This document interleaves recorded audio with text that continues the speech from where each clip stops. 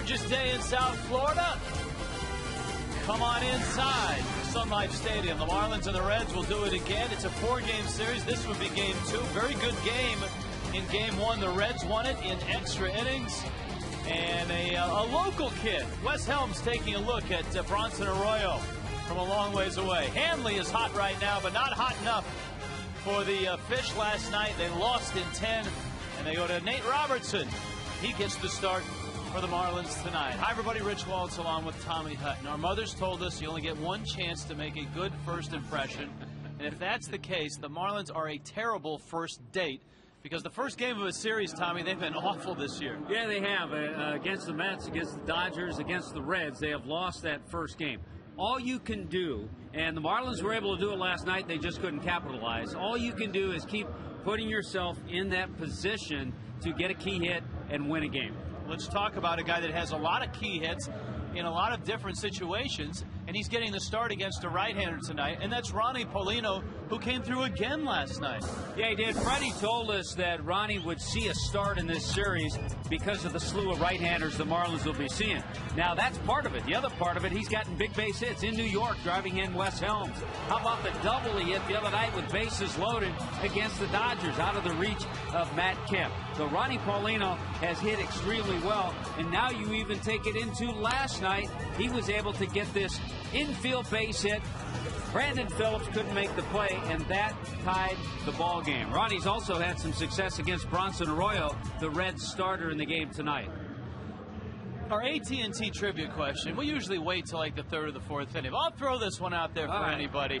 Which Marlins starter has the only win among starters this year? How about Nate Robertson? You are the winner. Isn't that something, though? All right, Nate Robertson's going tonight, the veteran left-hander. And I would say the one main guy he's going to have to deal with as you see him working against the Mets. Good outing, 5 innings, gave up just 1 run. The key for Nate, no walks in that game. Orlando Cabrera is 10 for 24 against Nate Robertson. He's a guy they've matched up in both leagues, I'm sure. So he's going to have to be careful of him. Bronson Arroyo, he has some guys to deal with. Jorge Cantu, Dan Uggla, and we mentioned Ronnie Paulino. Look at those numbers against the Cardinals. He got hit in the shin on a line drive in the 2nd inning and kind of gutted that out and pitched brilliantly for 8 innings. Key West born, raised in Central Florida, Bronson Arroyo getting ready to face the Fish, the Marlins, and the Reds in Game 2 from Sun Life Stadium. We've got lineups, first pitch, all kinds of stuff coming up.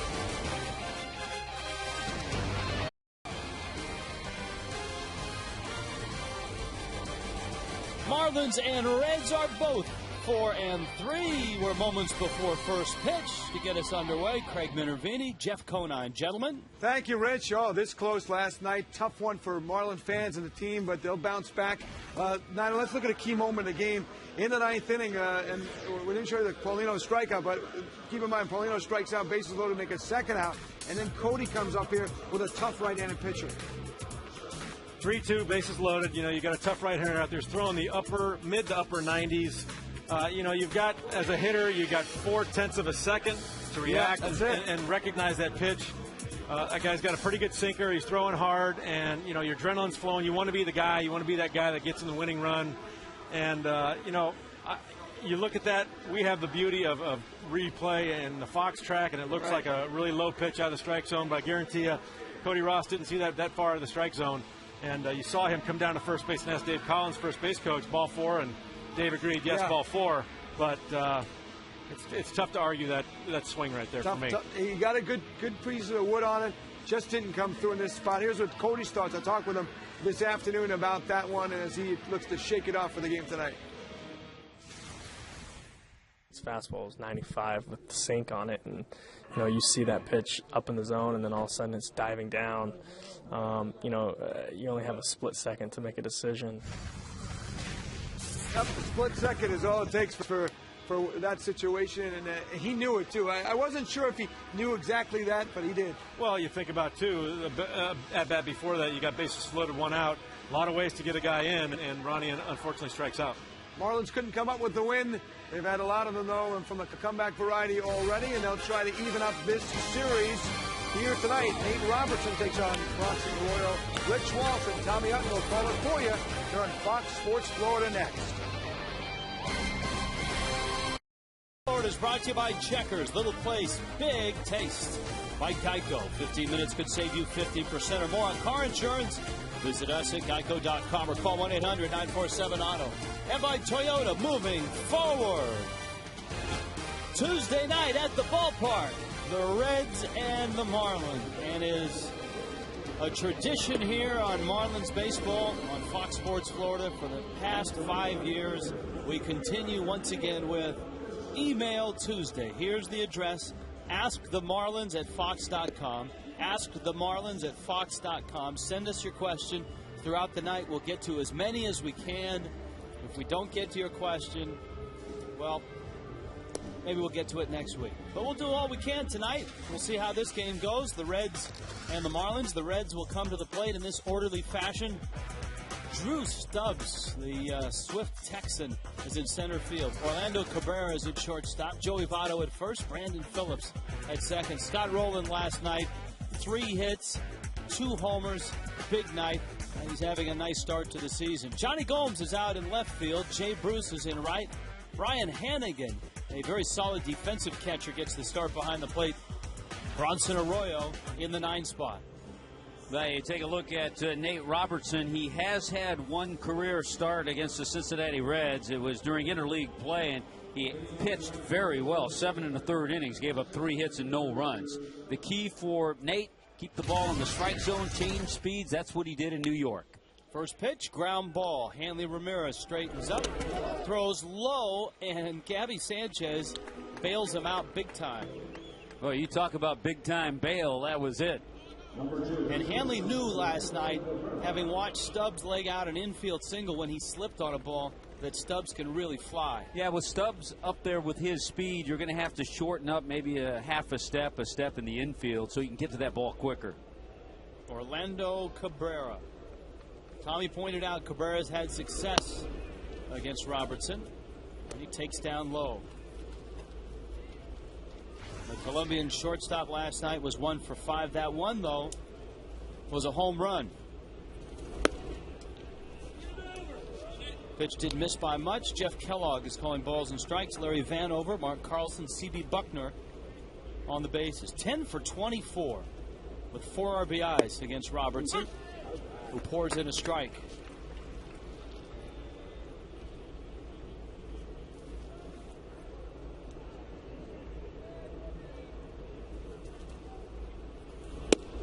That one's out. Robertson, of course, a late spring acquisition from the Tigers. Those are his career numbers. Has battled injury issues for the last couple of seasons, especially last year. Shoulder and a groin injury. 6 years in the Tigers rotation. Cabrera smacks it into center. Maben wanders over and makes the catch. Now we'll take a look at the defense for the Marlins tonight with Chris Coughlin and Cody Ross flanking Cameron Maben. Jorge Cantu and Gabby. Gabby with a nice pick on the throw from Hanley. Dan Ugglas at second and Ronnie Paulino behind the plate.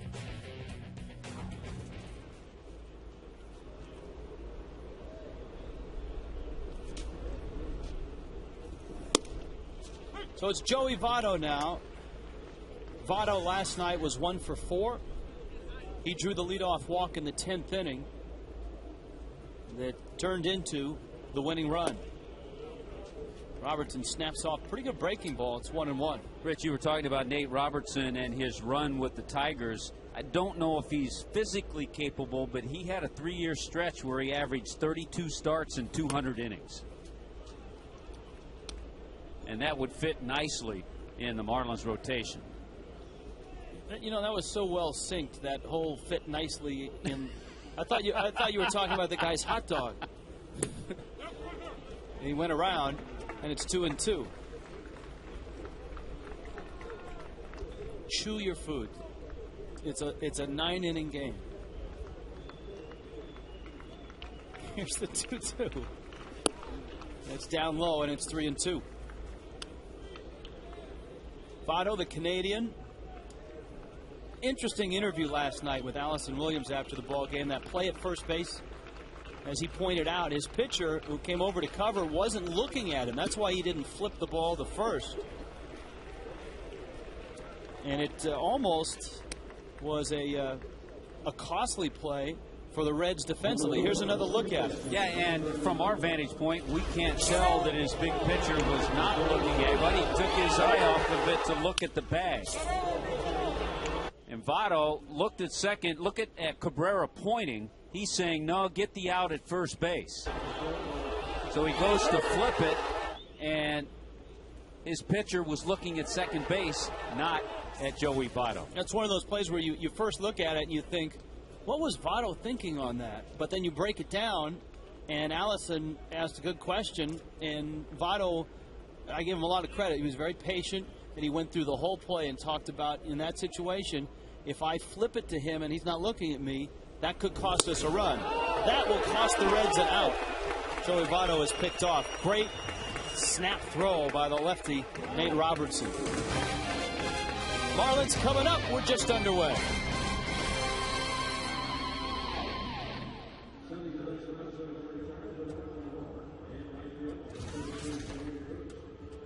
Press the SAP button on your remote or on your set if you'd like Spanish language to this telecast.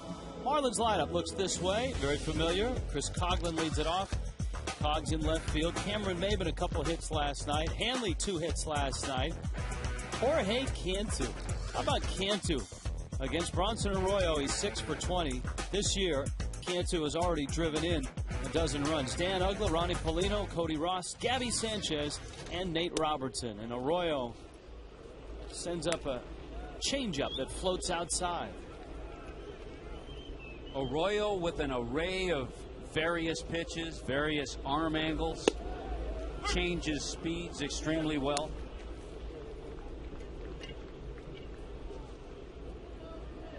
Fifth year in Cincinnati for this 33-year-old. A long time ago, growing up in, well, both Key West, where he was born, and then later Brooksville, Florida, was a third-round draft pick of the Pittsburgh Pirates.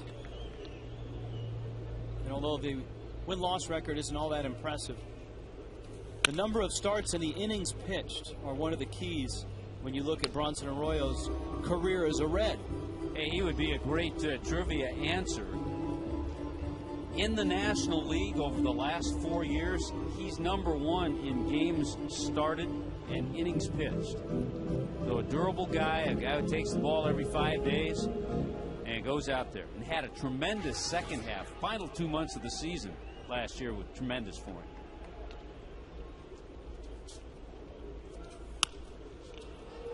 Coghlan pops that pitch up, and that's a great example, Tommy, of how Chris Coghlan is getting himself out right now. Well, an assortment of off-speed stuff, and then finally, with a couple of strikes on him, Arroyo came up and in with his fastball, which is not a 98-mile-an-hour fastball, but after all the off-speed stuff, that ball tied up Chris. Here's Maybin. Cameron had a special guest during batting practice today.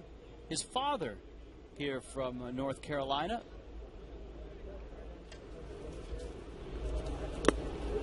Tried to bunt it, and he tipped it. Got to come down, hang out around the batting cage. Batting average slowly climbing.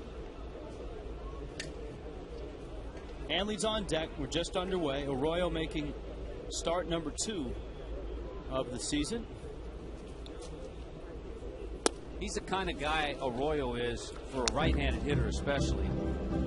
As I said, not overpowering, but he's uncomfortable because you get an assortment of stuff.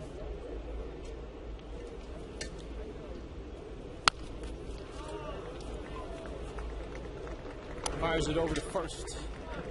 The Reds defensively.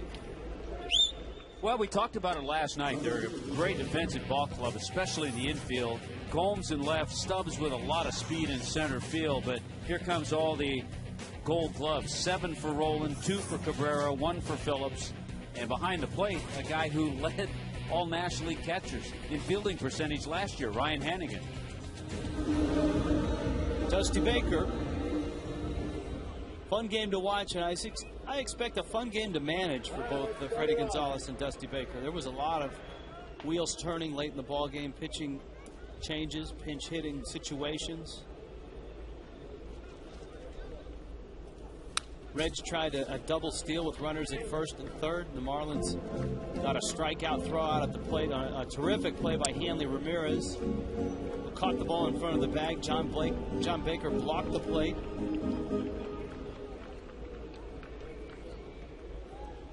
I would suspect Freddie would agree, yeah, fun game, but he might also say, give me one of those 8-run cushions. That would be fun, too. If Arroyo were left-handed, he would be crafty, and I think for right-handers, maybe stylish is a good way to describe them.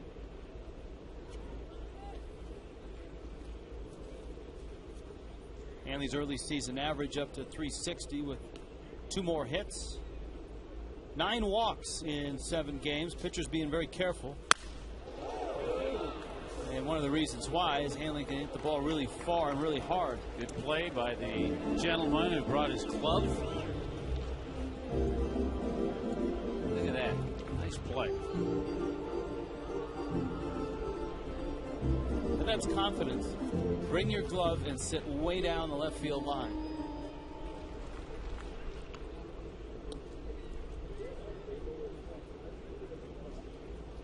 All right, straighten it out, Hanley.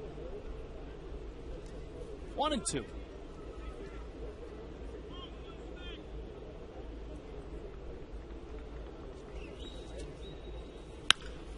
Breaking ball, he hooked it. Rowland charging, throws on the run in time, and Bronson Arroyo goes 1-2-3 against the Fish in the first. We throw out the ceremonial first email when we return.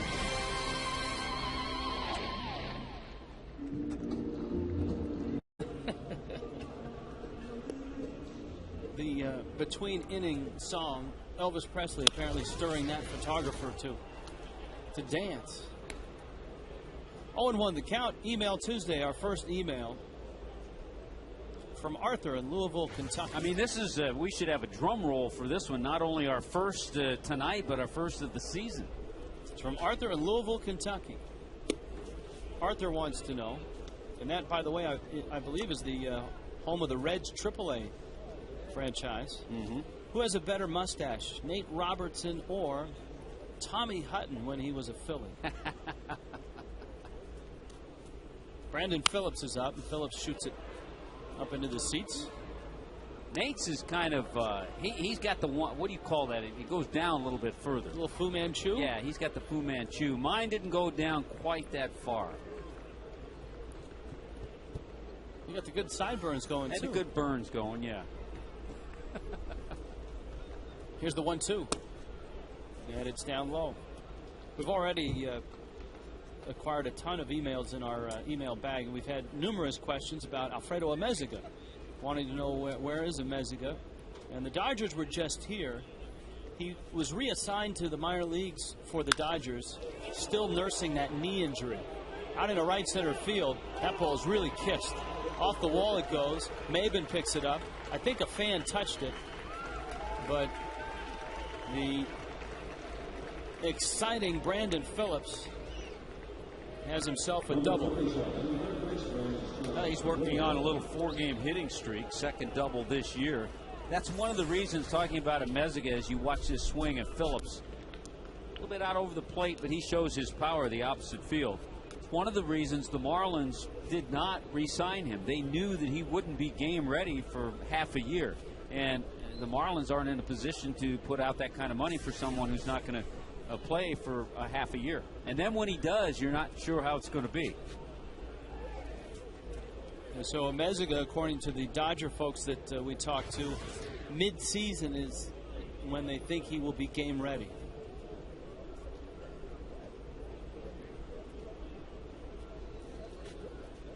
Scott Rowland was game ready last night. He was game ready in the first inning when he homered to right against Ricky Nolasco. Rich, Scott Rowland has been game ready since he won Rookie of the Year in 1997. He followed that up with a homer to left in the 4th. And then the RBI single, one of the softest balls hit all night off the end of his bat that just got over Ugla. Turned into the game winner in the 10th inning. But one of the nicest swings. Solid career numbers. And as we mentioned last night, a good solid year this year. He'll go over 300 home runs. Last night we were talking about Rowland and his impact on this team as a veteran. And his impact last night, we've shown you the home runs. This was that single off the end of the bat. Little breaking ball from the hopper, and he just stayed with it. Didn't pull off. A little bit off the end of the bat, but hit it perfectly. Makes his offseason home in Bloomington, Indiana.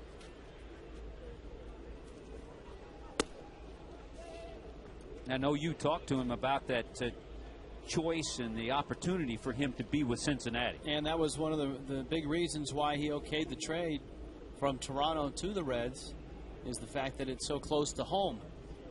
He's got a couple young kids that are getting ready to start school, and he wanted them to start in Bloomington.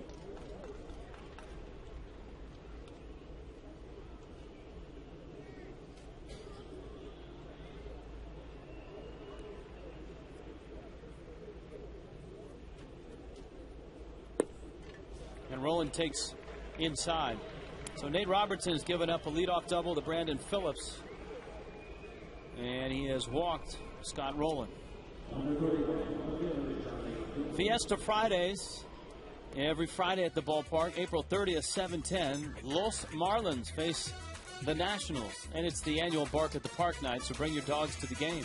Fans can play Billy Bingo for the chance to win a Marlins military cap, courtesy of Geico. 1-877-Marlins. Jonny Gomes rips one left field and deep and gone. A walk-off winner earlier this year. Jonny Gomes just launched one just shy of the blue seats. We told you last night, he's one of those all-or-nothing guys, a huge swing, and when he connects, stuff like this happens. Now, look where he got this slider that didn't slide in on his hands, and that quick, aggressive swing took it out of here in a hurry. You're right, he had a walk-off against the hard-throwing right-hander Jason Mott to the St. Louis Cardinals to win that game. Jay Bruce now. So the Reds have played long ball here. Remember the number we gave you last night, how the Reds did most of their homering at home.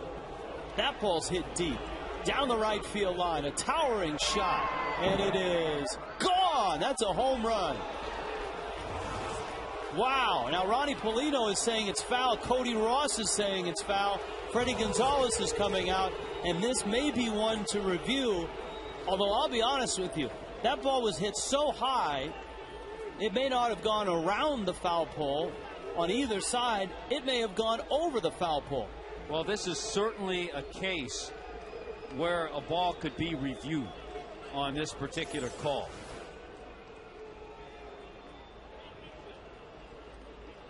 See where it lands?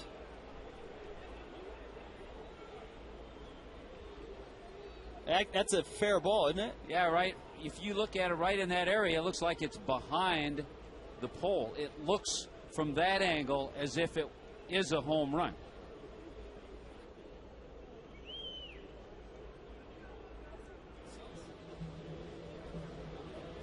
Oh, maybe it's in front. Look, see the white dot? Oh, I can see it, yeah. See the white dot? Right in there.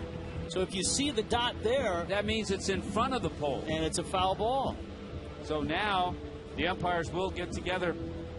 Now, as the umpires go down to the little viewing room, Robertson, his reaction.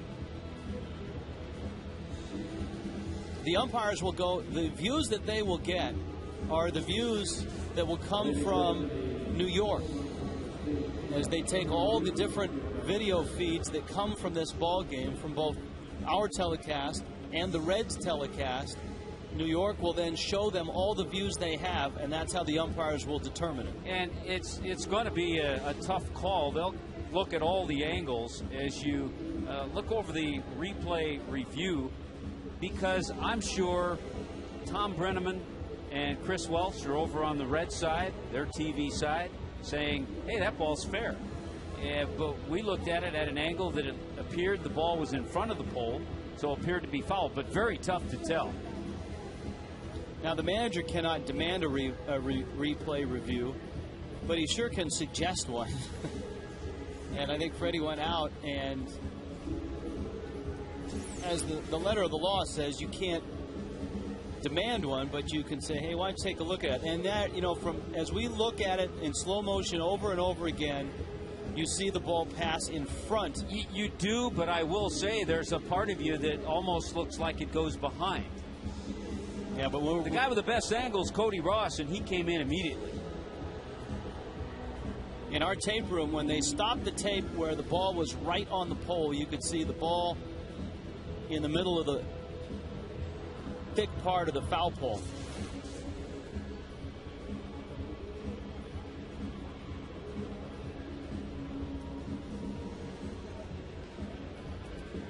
And the umpires don't have far to go. Well, I think what makes that such a tough call is it was hit so high. A lot of times those balls that are hit down the line are line drive types that curl either around or in front of the foul pole. Now, the guy with probably the best angle is Dusty Baker, because he's sitting there looking right down the right field line. So Dusty, who hit 242 career home runs himself, had the best view of just about anybody. All right, we're going to blow it up and enhance it. So it's in front. There. Right there. You can see it in front. If you would lose it, you would not see that if it were behind the pole. But when it's by the screen area, it's really hard to distinguish. Dusty kind of has that look. He's got that look. Yeah, he knows. He knows. He probably has told Bruce, hey, get a bat and stay loose. Hey, he may still be up. We talked about Gold Gloves. Dusty Baker won a Gold Glove 1981. He was an All-Star 2 times. He was a National League Championship MVP. I remember that series, the Dodgers against the Philadelphia Phillies, 1977. Dusty hit a couple of home runs in that series. And so Robertson trying to stay loose. Still, the impact of this inning, a 3-run shot by Jonny Gomes, and then Jay Bruce pumps one out, even fair or foul, an impressive shot. The bottom line is right now, Nate Robertson is not making pitches. The ball hit by Brandon Phillips, the double that led the inning off, was hit over 400 feet. Then he walked Roland, and Gomes crushed his home run, his 3-run shot, and the ball hit by Bruce was hit a long way.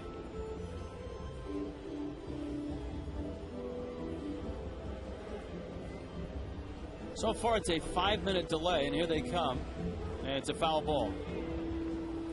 That's good work by our crew as well.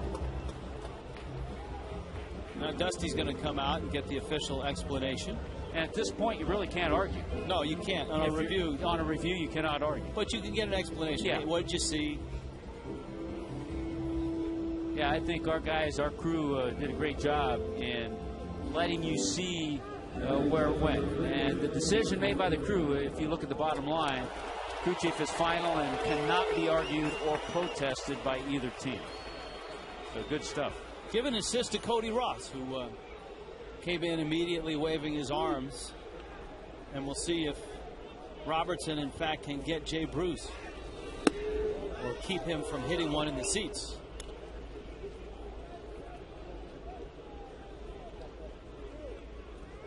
Here's the 1-2.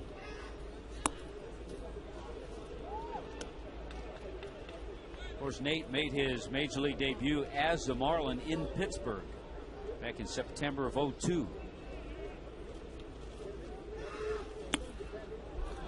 Not quite the command and control he had in New York. And that's one of the things he needs to have because he's not overpowering.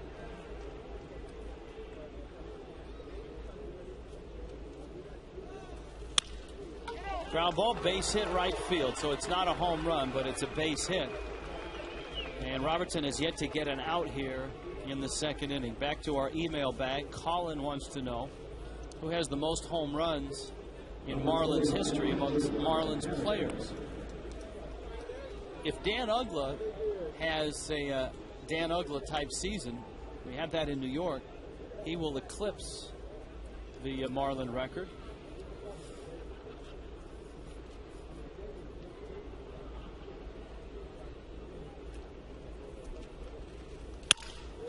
Broken back, ground ball, Hanley. There's Uggla, and the turn in time. That sure helps right there. Miguel Cabrera has 138. Mike Lowell is the all-time leader with 143 home runs in Marlins history. And Dan Uggla sitting now on 122.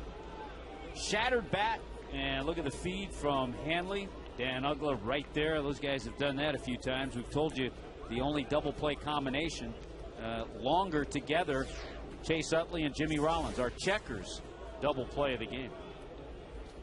Bronson Arroyo now. Tom in Miami, when do you think Mike Stanton will be making his major league debut? If I were to guess, and this is just a guess, a lot of it depends on what happens here. A lot of it depends on what happens with Mike Stanton, who's gotten off to a good start first couple of games. I would guess after the All-Star break, whether it be August or September, I don't know. I'm going with right before the All-Star break. Okay. That would be fine with me, too. I'm going July 1st or 2nd. All right.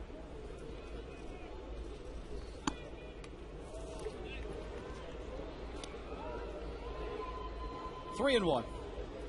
Alex from Parkland with the acquisition of Nate Robertson. What happens to Andrew Miller, Sean West, and Rick Vandenhurst? 3-1 coming. It's fouled off. Well, right now, Sean West and Andrew Miller are nursing various injuries.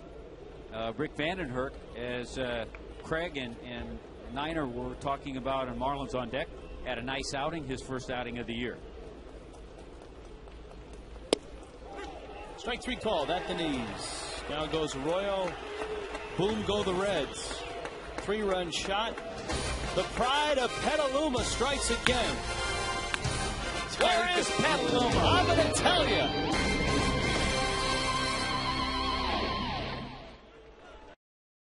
Their emails. Well, they come into this computer, and if this computer misses it, Tommy has a new computer this year. Look at this thing. And they come into this one. Incredible. So we got it covered either way.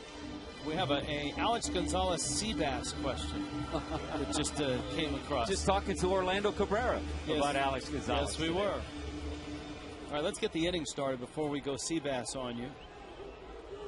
As Jorge Cantu steps in against Bronson Arroyo. Cantu, Uggla, and Ronnie Polino. Arroyo staked to a 3-0 lead. And there's the changeup. It's from Mike in Forest Hills, New York. Please settle an argument between me and my wife. Which Alex Gonzalez is nicknamed Seabass? Is it the Alex Gonzalez that played for the Marlins, Reds, Red Sox, and now Blue Jays? Or the Alex Gonzalez, who I believe is from Miami, that played for the Blue Jays, Cubs, Rays, and is now out of baseball? I say it's the latter. As a lifelong Marlins fan, I never remember the Marlin Alex Gonzalez being called Seabass. That one to third. Roland throws out Cantu. There's nothing writing on this but household bragging rights. Hut, the answer, please. Well, it's the first Alex Gonzalez. Hey, I wanted to show you how difficult Bronson Arroyo is. These were the outs in the first inning. Watch this. Ties up Chris Coghlan, ball not hit well. Off speed, little dribbler off the end of the bat, back to the mound. Hanley Ramirez, off the end of the bat, not hit well. Even the ball hit by Jorge Cantu, not hit well. He's a tough guy to square up and hit a ball hard against. I don't know who tagged Alex with the Seabass. The nickname, yeah. The origination of the nickname, as I understand it, was because Alex was a very nice guy, generally had kind of a blank look on Very his face. serious. Very serious looking, yeah. And, you know, as clubhouse humor goes, the guy that is extremely serious gets a nickname. And so, Seabass. And it's also a staple on all Marlin charter flights. Except he had a great smile after the home run against Jeff Weaver. 1-2, Uglet takes down low.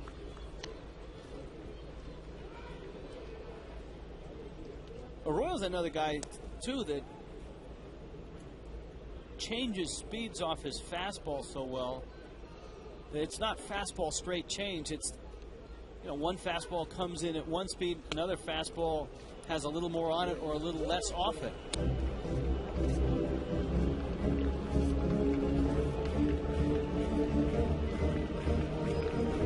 That's a whole different story. When you're a hitter and you're facing a guy who throws everything hard, everything's coming at the same speed, don't care how hard it is, pretty soon you'll catch up to it and you'll time it. But whenever he pitches at different speed, look at that, 81 miles an hour on that one to strike out Dan Uglet. There's his pitch range from 88, where he tops out with his fastball, to 67. We've seen plenty of fastballs come in at 84, 85. Paulino getting the start against Arroyo. 6 for 12 in his career against this guy. Jeff wants to know, any word on Brett Carroll's status? Saw him play in Jupiter on Friday night. He looked great. What was his injury? Well, the good news is that he is playing in Jupiter. He had an oblique strain and obviously is doing well, and is just going to have to get himself back in shape to game ready. Even that fastball wasn't straight.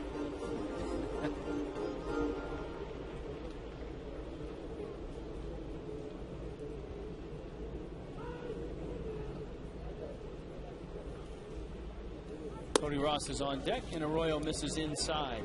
Earlier tonight, in our minor league report, just an update on some names in New Orleans. Rick Vandenherk, a nice start. Ryan Tucker had a good start as well. Logan Morrison is a solid start. And Scott Cousins, that's in New Orleans. Look at Stanton in Double-A right now. And a little struggle for Matt Dominguez, the third baseman. There's your Brett Carroll note. I think it's interesting with Ryan Tucker, who we saw in a relief role, but in the minor leagues, the Marlins want to get him to get some innings, get some work, and I think that's good that he's in a starting role and learning how to pitch a little bit.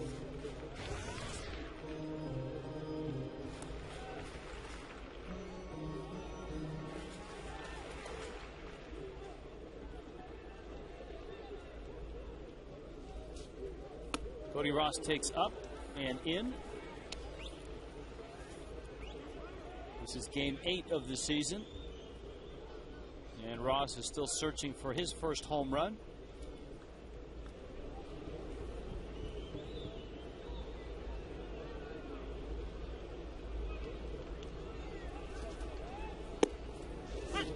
Breaking ball, a strike. And that on a 2-0 pitch. That's just the old get me over curveball, because I know Cody Ross isn't looking for it.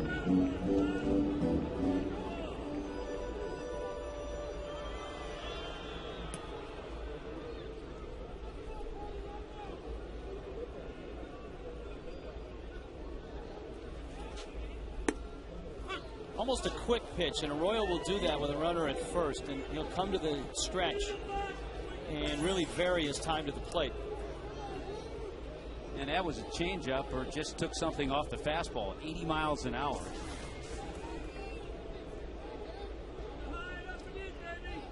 You saw that it missed the Fox track strike zone. That as straight a ball as you're going to find from Arroyo. When he throws the fastball at top speed, that one's straightened out. And that was it, 87. That's about where he can get to.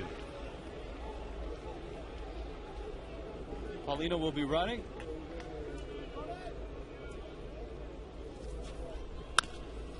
Arroyo gave up a bunch of home runs last year. 31 to be exact, but you got to take that with a grain of salt because of the ballpark in which he pitches. Great American Ballpark. That's why it's so puzzling to me to look at these Red starters, Harang, Arroyo, Cueto, all these guys that pitch well, don't have great records because the Reds haven't scored runs in the last few years. Ross hammers that ball with Paulino running. He may score. Into the gap it goes. Rumbling around third comes Paulino. And he will score. Cody Ross, RBI double. That's a good at bat.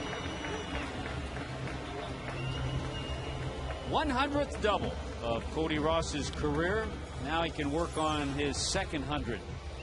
Well, he got that 3-2 pitch and one of the few mistakes out over the plate. Nicely done by Cody Ross. And because Ronnie Paulino was on the move, he was able to score. And this is a nice run. This is like stealing a run because with 2 out, the walk to Paulino allowed Cody Ross to get to the plate and drive in Ronnie. Gabby Sanchez.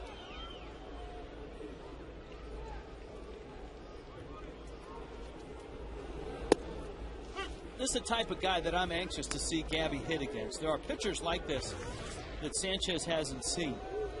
But he's so patient. He has that compact swing. You want to see how he'll do. Same feeling when Charlie Hager, the knuckleballer, was out there for the Dodgers. Sanchez drives that ball out into right center field. It's Jay Bruce who comes on and makes the catch. Hitting over, Marlins get a run. Reds are still on top, 3-1.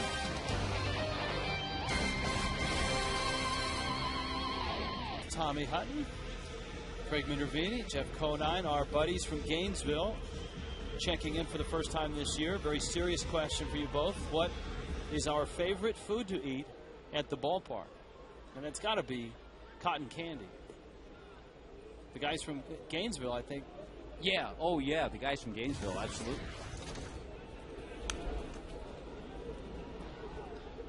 One of our favorites as well, Drew Stubbs.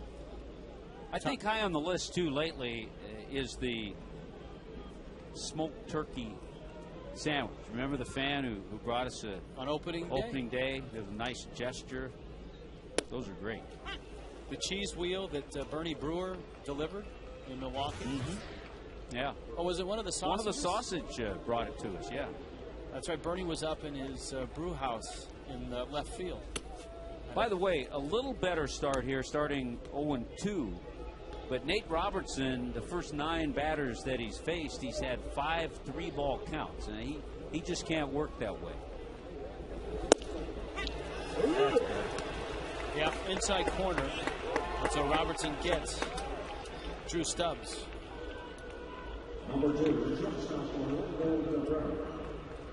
Tonight, after the ball game, the debut of Inside the Marlins, the bullpen. Frank Ford will have an inside look at the pitching battles. Dan Meyer and Brian Sanchez will get mic'd up for spring training. That's immediately following our telecast tonight. And speaking of food, we usually get caught in L.A. with a Dodger dog, too. Orlando Cabrera drives one into right field. Hey, you and I, last night on the air, we were talking about Perry Hill and his influence on a number of infielders. How much did Orlando light up when we mentioned Perry Hill's name? Big smile, because he and Perry Hill were very close in Montreal, and that's where Orlando won his first of 2 Gold Gloves. Here's Votto now. He walked back in the first. We have a question apparently from an accountant as income taxes are being filed this week. Do baseball players have any state income tax liability for all the states in which they play? Yes, they do. You'd be amazed. And I think that goes for all professional athletes, not just baseball players.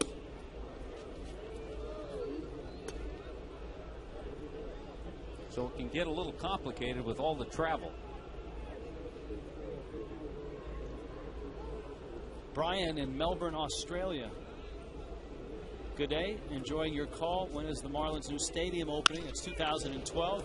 This might be a double play. The Marlins turn 2. They had turned 1 double play the first week of the season, and they've turned 2 here tonight.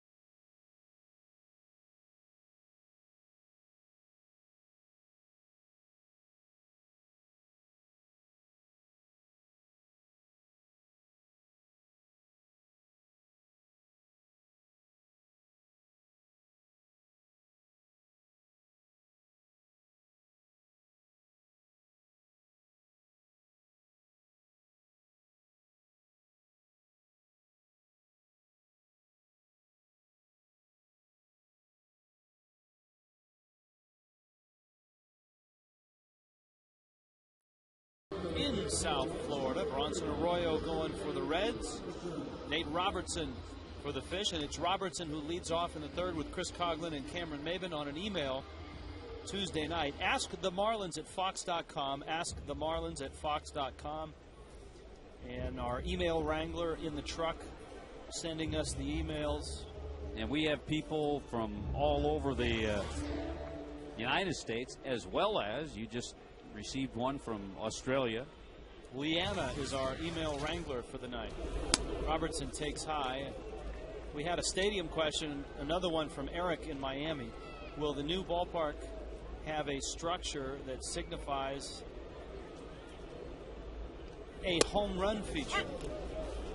Like Minute Maid Park has the train, Citi Field has the apple, right out Miller there. Park has the slide. Right out there in center field is going to be a water-themed home run feature. I think it's still under wraps. It could be a 70-foot Billy the Marlin that comes shooting out of the water.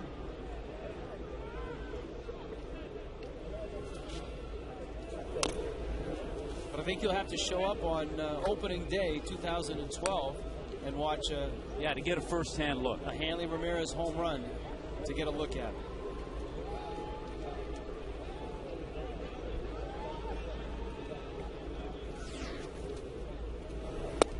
Robertson goes after the breaking ball, and down he goes to open up the third.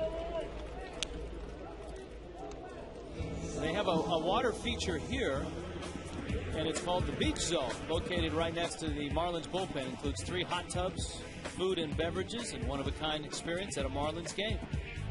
Tommy, there's nobody in the hot tubs tonight, so book your date today.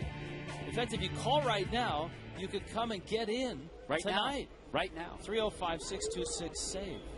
Had a nice conversation with the Marlins Senior Vice President of Communications and Broadcasting, P.J. Loyello. P.J. and a contingent of Marlins folks went up to the opening of Target Field. And, you know, there's a home run feature at Target Field. Yeah, they think it's a little more friendly to left-handed hitters.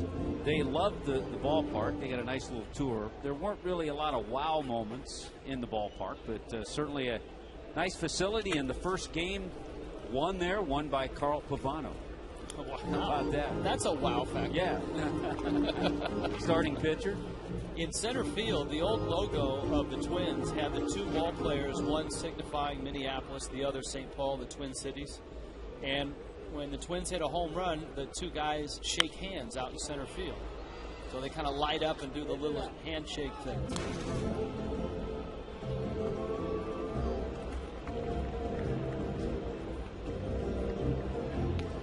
Carl Pavano off to a good start. That was his second win. He's 2-0 this year.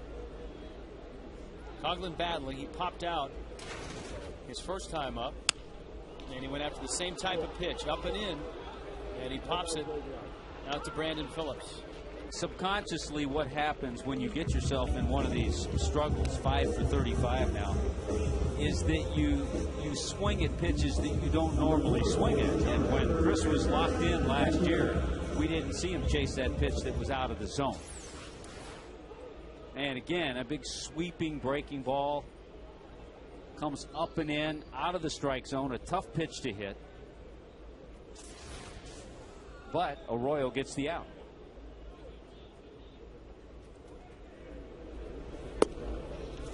Breaking ball is a strike to Cameron Maben.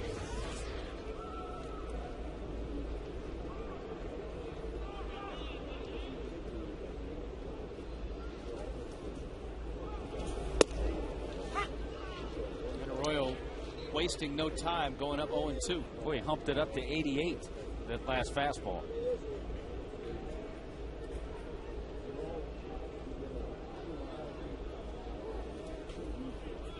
He's always had some of the best hair in Major League Baseball as well. Well, he's a musician. Yes, he is. And a world champion with the Boston Red Sox. Maben got that off the end of the bat. Phillips is back, and he makes the catch, and Arroyo makes quick work of the fish in the third. More emails when we return in the fourth.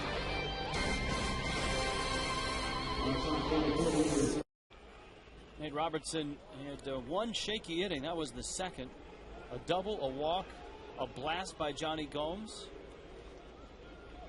A near home run by Jay Bruce that was reversed by replay. And thanks to the double play that ended the third, he came back with a 9-pitch inning. So he has a tough part of the order to deal with here. Brandon Phillips takes down low. Scott Rowland and Jonny Gomes himself ready to appear in the fourth inning. We get emails about all kinds of subjects, serious baseball subjects, food, beverages, frivolity, all of that. Little tapper, ugly charges, flips. Got a bullpen question, and we do have a few of these in the email box, so we'll throw this one out here. From a fan. First, I am sure that I'm one of thousands of Marlin fans who are totally fed up and frustrated with Reniel Pinto. Why do you think Freddie and Randy St. Clair continue to use him? He's been consistently unpredictable since last year. I get hives and shivers each time he comes in from the bullpen. Well, the reason the Marlins use him is they need him. Yeah, and he's there. I mean, if you can't just get rid of him, because number one, you're paying him a pretty good salary. You hope he can kind of turn it around, because we talked about this the last couple of nights. The two left-handers in the bullpen, Dan Meyer and Reniel Pinto, you're going to need. Freddie's going to need these guys, if not in this series, against the Philadelphia Phillies with all the lefties they have. As we talked about last night, no manager in baseball can protect a guy or stay away from a guy or a group of guys in any bullpen, because then you are running the same relievers out every game, and once that happens, you're going to end up losing those guys to injuries. Yeah, I was just thinking, the analogy, you have to play the hand that you're dealt, and that's the bullpen Freddie's been dealt. Except in poker, you can bluff. You can't bluff a bullpen. No, and there's no way to bluff your way around that. The Marlins have had an awful start defensively. That one getting by Jorge Cantu, and that's the 12th error of the season for the Fish. Yeah, they lead the league in that department. Not an easy play. Got the in-between hop. He tried to get there before it took that hop. Didn't get it. E5, and Roland reaches. All right, here's Jonny Gomes, and you've been bugging me all night. Yeah, you've been talking about the pride of Petaluma. Tell me a little bit about Petaluma. Petaluma is in the Napa Valley in Northern California. It's where Gomes is from. He went to school at Santa Rosa Junior College, which is just north of Petaluma. Some famous facts about Petaluma. Remember the movie American Graffiti? A lot of the scenes were shot in Petaluma.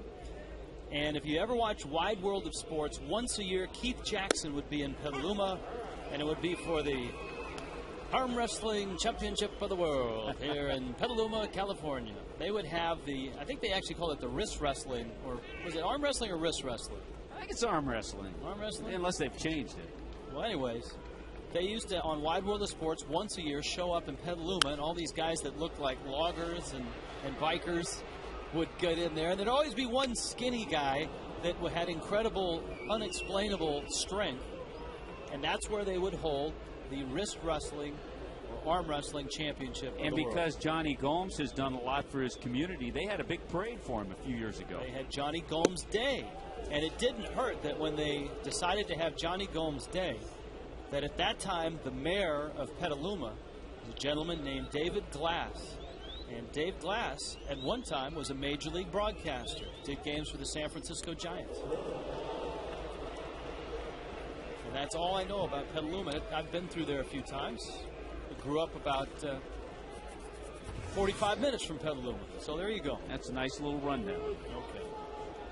Not a nice inning after the ground ball out, the error, and now a hit batter. And Nate Robertson's going to have to deal with Bruce with a couple of men on.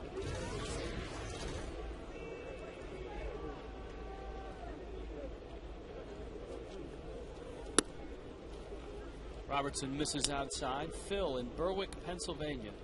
With all the rumors from the past few years, do you think Dan Uggla will be a Marlin at season's end?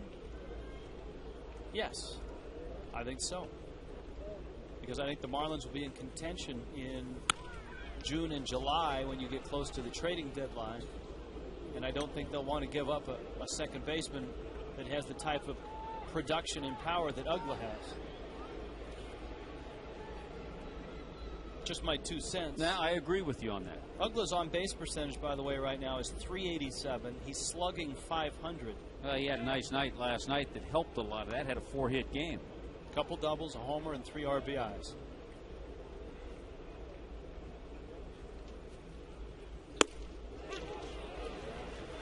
There's a strike.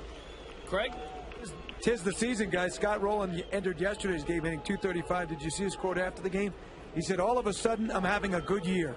He had 2 homers, a single, and knocked in 3. So you have one good game, and all of a sudden, you can go to a different level. 200s to the 300s. Good pitch. Cantu comes down and makes the catch. And it was Bruce who hit that long ball that snuck inside the foul pole. Upon review, was called a foul ball. Then singled, and Robertson gets him the second time up. You know, I think a key, certainly in that inning, after the about a 5-minute wait to determine that the ball was foul, Bruce singled, as you said. But then Nate Robertson got Hanigan to hit into the double play. I think Craig brings up a great point, and especially when you look at someone like Chris Coghlan, who is going through a real tough time right now. He's 0 for 2 tonight and 1 for his last 19. If this were to happen in June or July, you're saying, wow, he's just having one of those bad weeks. Well, look at Dan Uggla. He was just kind of going along, but his 4-hit game put him over the 300 mark. He came into the game hitting over 320. So things change quickly early in the season. You can't really start judging until you get over 100 at bats. Hanigan takes outside. You need a larger sample size. My partner has preached that from day one. So you would be a great pollster. You need a larger sample size. Oh my goodness. Deep left field. That's a blue seater. Ryan Hanigan. And the Reds have their second 3-run homer of the game. This is a game that would make Earl Weaver, South Florida resident, smile. A pair of 3-run homers. Well, the first 6 games, the Marlins allowed 2 home runs. Against Cincinnati, they've given up 5 already. Of course, these runs are all unearned because of the Cantu error. I think when you see a game, if it continues to be a lead like this for Cincinnati, and Hanigan didn't waste any time, we will see Raniel Pinto get some work to try to straighten himself out in this game. Arroyo swings and misses.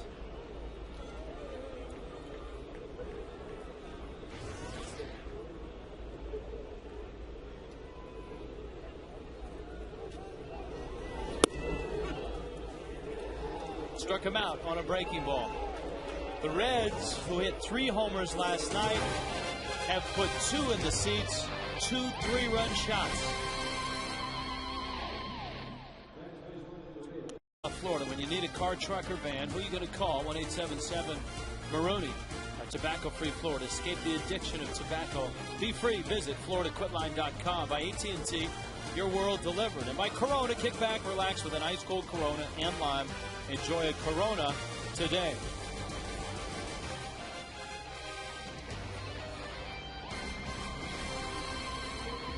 Ryan Hanigan out of small Rollins College, delivering a 3-run home run. Yeah, Rollins College over in the Orlando area. That's a nice combination that Dusty Baker has behind the plate. Hanigan, excellent defense. We saw the home run power, and Ramon Hernandez. Those are a couple of good catchers. Bronson Arroyo to Hanley Ramirez. First start for Arroyo, 8 innings against the Cardinals,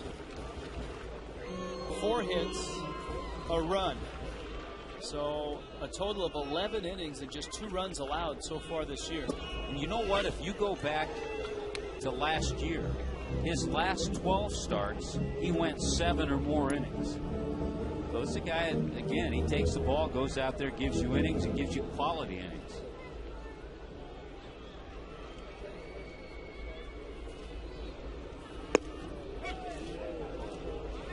The knees. It's 1-2. Brian from West Palm Beach wants to know, what is the public transportation going to look like for the new ballpark in 2012? I think a lot of those plans are still being finalized. I know there will be some shuttles. Yeah, but there are plans for that. Hanley sends it into the corner in right field, and that's a foul ball. Jay Bruce, a sliding try for it. There will be parking garages, and if you're a season ticket holder, you will get a designated spot depending on where you're going after the game. So you'll be able to exit the stadium in the right direction. Yeah, if you're headed north, there'll be parking places on the north section of the stadium. From the Tri-Rail, the nearest Tri-Rail station, there will be, from what we're told, the plans are right now to have some shuttles running from that Tri-Rail station to the new ballpark. I think it's about a 7 or 8 block walk from that Tri-Rail station to the new ballpark. Hanley takes outside. That's one to put on the list for David Sampson when we have him on with what I'm sure will be a series of ballpark updates from now until 2012. Marlins Live every week we have them on. Ball in the dirt.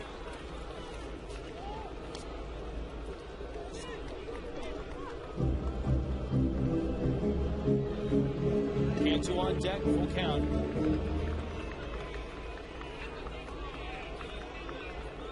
Marlins trying to climb back in this one. The Reds up 6-1.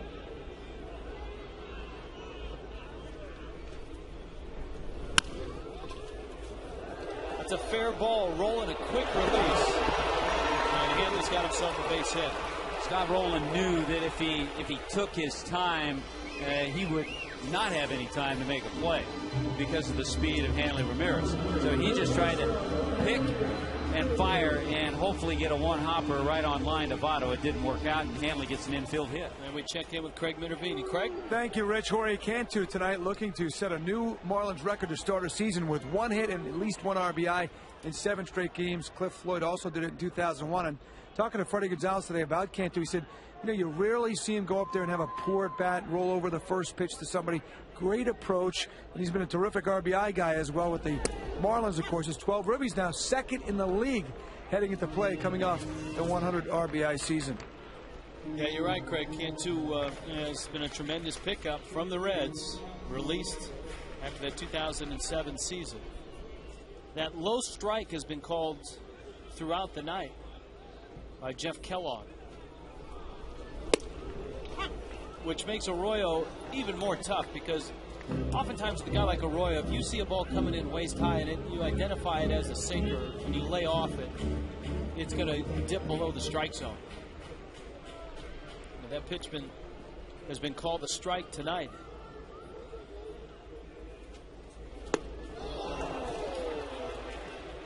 And that's perfect. Bronson Arroyo, once he gets ahead, 2 strikes, he tries to expand that strike zone. Dropped down with a slider and made Jorge Cantu chase it. Our AT&T trivia question. Last night, Scott Rowland played in his 100th game versus Florida. Who's played the most games versus the Fish? I would go with Chipper Jones for 100. Who's played the most games against the Marlins? What individual player? You got to think Braves. You got to think Phillies. Somebody on the Phillies, maybe. That's why we showed Scott Rowland. Started his career with the Phillies. Chipper Jones is a good guess, though.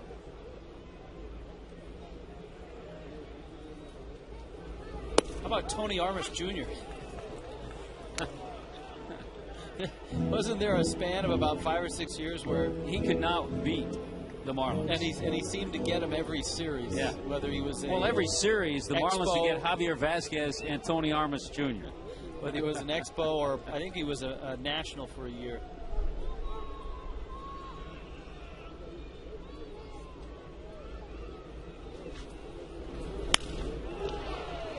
Douglas pops it into shallow right. Bruce comes charging in.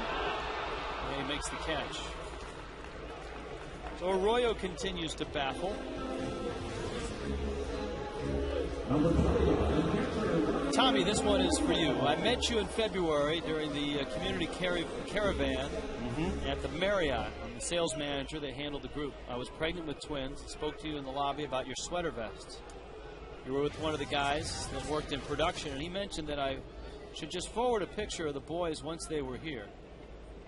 Attached is a photo of my twins, Daniel and Gabriel. Ah, that's nice. Congratulations. Paulino pops it up. And when we get back from this break, we will show you. All right, we got them. Oh, yeah. Look at that. Daniel and Gabriel. Oh, with Marlins hats and outfits. Nice. We're just... every time we say something, someone hits a 3-run homer. 6-1. Reds on top of the Marlins. Press the SAP button on your set. And Raul and Cookie arrive. Richie, Tommy, what's up? ¿Cómo están? Oh, we're Richie, Tommy, how are you? Hey, guys. We're getting tired of watching 3-run homers fly out of here. Boy, I'll tell you, 2 pitches right there by the waist, and they were taken care of. Yes, they were. The Reds are... I can't believe, guys, as we looked at the stats from last year and the last few years, that the Reds are a team that has had trouble scoring runs, because you just look at this lineup. The youngsters like this guy, Drew Stubbs, Jay Bruce, Joey Votto, Brandon Phillips, Scott Rowland. This seems like a team that should this year score runs. Not only that, but I mean, even before that, the years before, including last year, before they got these guys, I mean, the guys that they had in their place, Edwin Encarnacion and even Adam Dunn, I mean, those guys were run producers as well. So you're right, it is kind of odd to see that they've had their issues getting runs scored. 1-2 to Drew Stubbs. Ahí le quitó a ese lanzamiento, ¿no? And he fouls it at the plate. Guys, have a good show tonight. You guys. You too, guys. All right. Talking to some people who follow the Reds. Of course, we've talked about Dave Collins having played for the Cincinnati Reds. There are a number of people who see the Reds day in and day out who told me that Drew Stubbs, there have been 3 guys over the last, say 25, 30 years who have had outstanding speed. Drew Stubbs, the most current, Dave Collins, the other, and Deion Sanders, the third. So that's the kind of speed they say Drew Stubbs has. Dave Collins was in that mix with Deion Sanders, and now Stubbs. Orlando Cabrera. A 1 hopper to Hanley. Fires over to first. Time now for the Keep Your Edge Spotlight, brought to you by Just for Men Mustache and Beard. How about the edge of the foul pole? Now, this one looked like a homer, was called a homer, but watch the edge of the foul pole. Nate Robertson said, hey, how about a review? Cody Ross said, no, it was foul. The umpires went in to look at the video. Here's what they saw. See it? Dusty, foul ball. Dusty Baker, who was smiling most I think of the Dusty time, knew all along, didn't he? Knew all along. Just for Men, mustache and beard.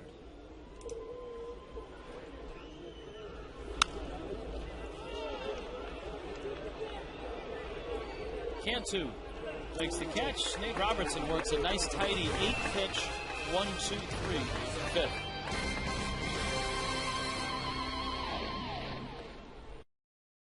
Florida native Bronson Arroyo right now dazzling the Florida Marlins. It's an email Tuesday. We invite you to get involved. Ask the Marlins at fox.com is our email address. And as well as our website, Tommy, tonight, we have a new interactive poll. What is that? What is that feature? New feature. And it's text your answer to 789-789. Who's going to win the East this season? And your choices on that are A, the Braves, B, the Marlins, C, the Mets, D, the Phillies. We started this in the pregame, and that's where we stand. 45-45, Phillies and Marlins split. Cody Ross gets hit by a fastball that came up and in. We talked about this score and how it would probably allow Freddie Gonzalez to get some work out of Reynel Pinto. Well, Pinto's warming up in the bullpen. The pitcher's up after Gabby Sanchez. And this is an opportunity to try to straighten him around because, yes, he will be needed against some left-handed hitters, not only the rest of the year, but in Philadelphia this weekend.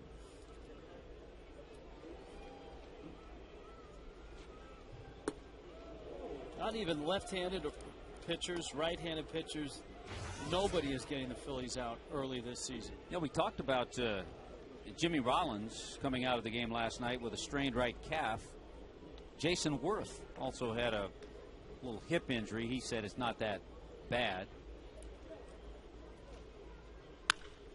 Gabby rips one fair. Down the line it goes. Cody on his way to third. Into the corner goes Gomes.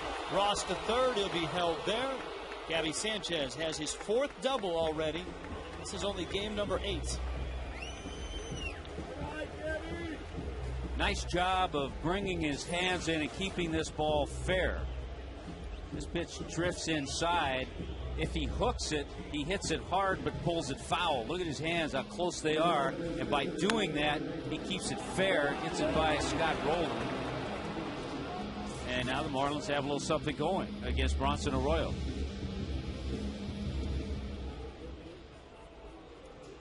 Nate Robertson's night is done, and Mike Lamb is going to come up and pinch hit.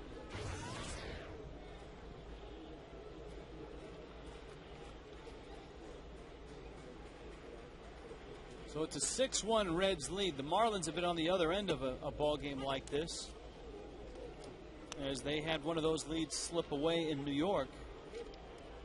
The Marlins ended up winning the ball game.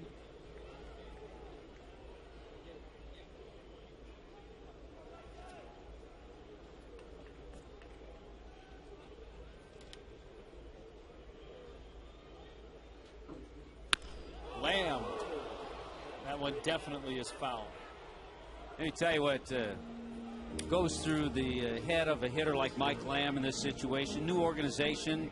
We saw him all spring getting a chance to play. Well, now he started the season, and he's not been in the lineup. Just a few pinch hit appearances. He's new. He's trying to make an impression amongst his teammates and the fans. So he's thinking about getting that first base hit. And that's hard because as a pinch hitter, you get one shot a night at most. This is a nice situation, though. You love to come in and pinch hit in a situation like this. Second and third, nobody out. Infield is back. Watch his sleeve.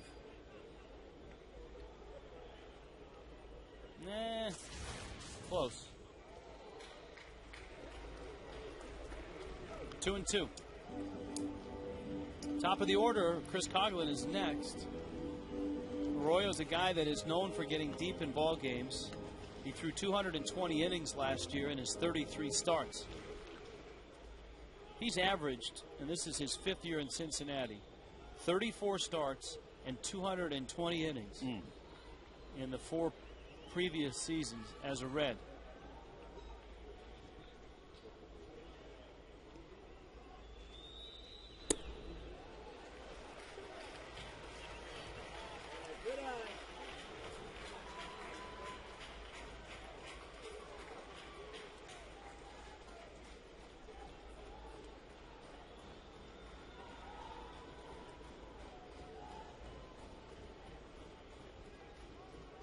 Cody Ross, Gabby Sanchez aboard.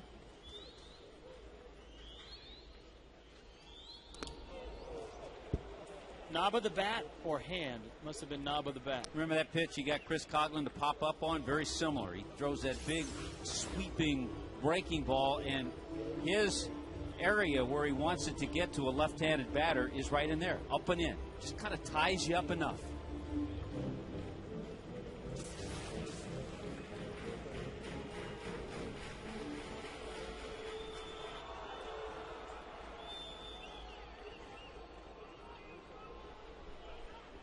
Count is 3-2. Chopper, Arroyo behind the mound. Good heads up by Cody Ross. But when it left, the bat knew that Arroyo would not have a play at the plate, and Lamb's going to pick up an RBI. Sanchez is still at second base.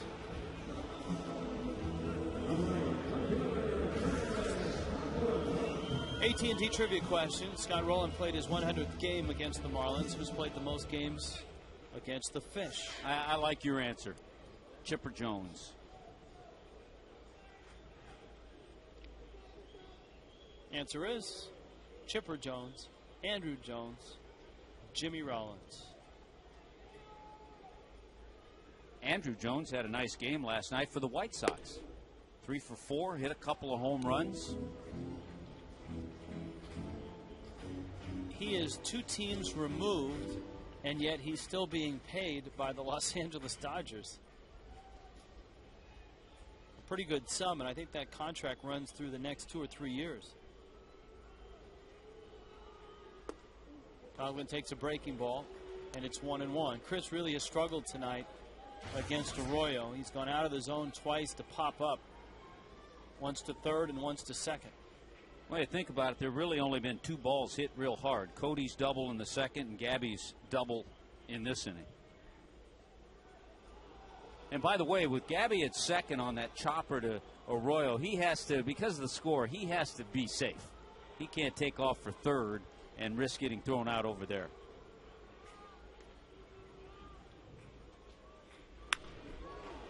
That one's smoked foul. The only way, if you're the runner in Gabby's situation, that you could go to third is if the ball got over the head of Arroyo and then bounced in the infield behind the mound. Then you can take off.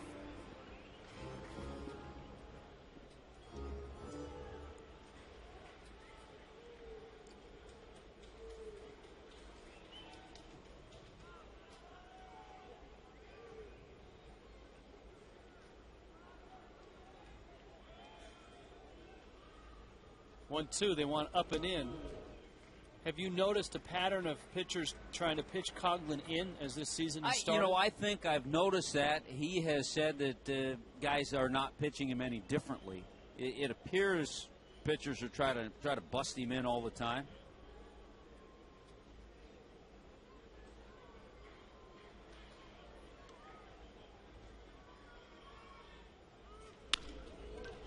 Got him in again. On his hands. Got him out again. Coghlan is now 1 for his last 20. And that'll bring Cameron Maben up. Tim from West Palm Beach. How long have baseball players been placing their index finger outside of the glove? Bronson Arroyo is one of the few pitchers who puts his index finger out of the glove and doesn't have one of those little covers on it, because many pitchers feel when they do that, they will change the position of their finger depending on which pitch they're going to throw or how they're gripping it with the other hand. Yeah, always afraid of tipping something off. When did that start? It had to start before I played, because I remember keeping a finger out of the glove, and guys would do that.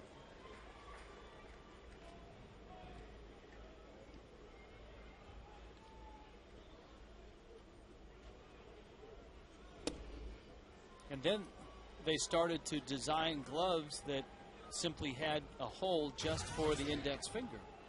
I think that was called the Rawlings fastback model, where you just stick your finger out back in the 70s.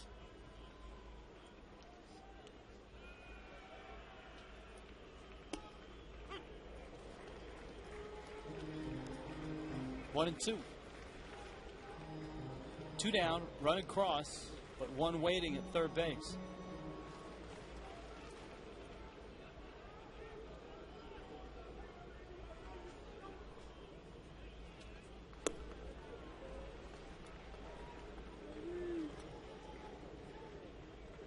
Arroyo has been an all-star. He was an all-star not as a Pirate or a Boston Red Sox, but as a Red in 2006.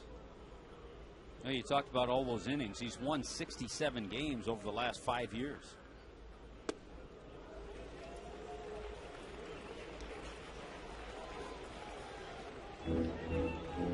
Well, you'd love to see Hanley get to the plate here in this inning.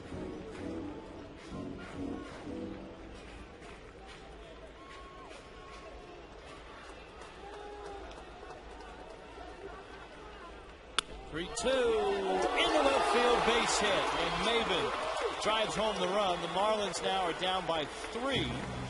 Still a long ways to go in this ball game. Cameron comes through. Yeah, that's nice. Nice piece of hitting, and a good AB to keep the inning alive, bring Hanley to the plate, and also pick up another 2-out run. Marlins been able to do that tonight. Reaches down on that slow breaking ball, gets it past Orlando Cabrera. So an RBI single, Cameron's first RBI this year.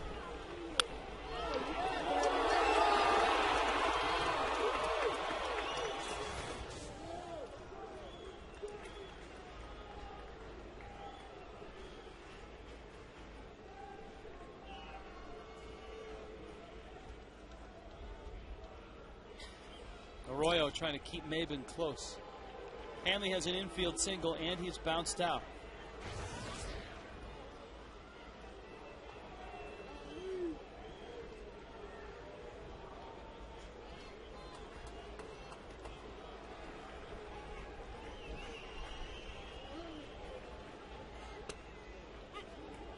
Every once in a while he just sneaks that fastball. Looks like a great pitch to hit, but after you've seen all the other stuff, you just don't identify it right away.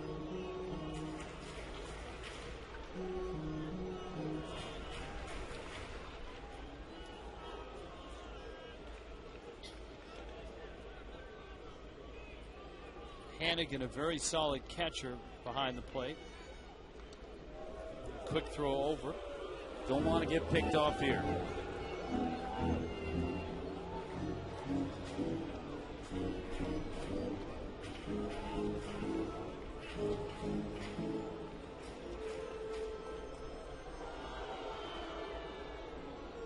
Looks like Maben got something in his eye. Sean Cunningham, the Marlins trainer.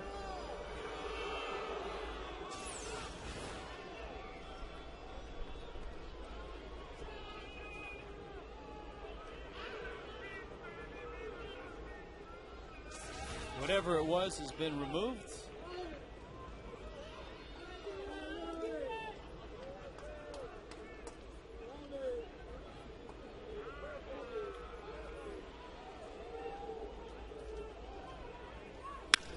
Hanley jumps on that ball. Center field. Stubbs back. Reaches. It's off his glove. Maben around third. Racing for the plate. Hanley's got an RBI double. 6-4. And another big 2-out base hit, driving in a run. Hanley Ramirez drove that ball sharply. For a minute with Stubbs' speed, I thought he'd catch up to it. Mistake pitch by Arroyo. looked like he was going to get it, but it got over his glove, over his head. He may have just ticked it a little bit. So Hanley produces a run, and the inning stays alive.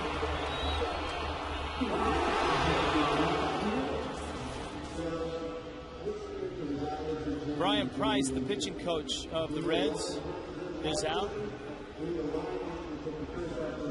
Price, who had a nice run in Seattle and in Arizona, is often mistaken for Phil Mickelson, as he bears a resemblance to the golfer. Now, if he went out there with a green jacket, we'd all be amazed. He is one of the bright minds in baseball. When Bob Melvin was fired in Arizona, A.J. Hinch was hired. Hinch came out of the front office. They asked Brian Price to stay there, and he refused out of loyalty to Bob Melvin. And it didn't take long for him to find a job.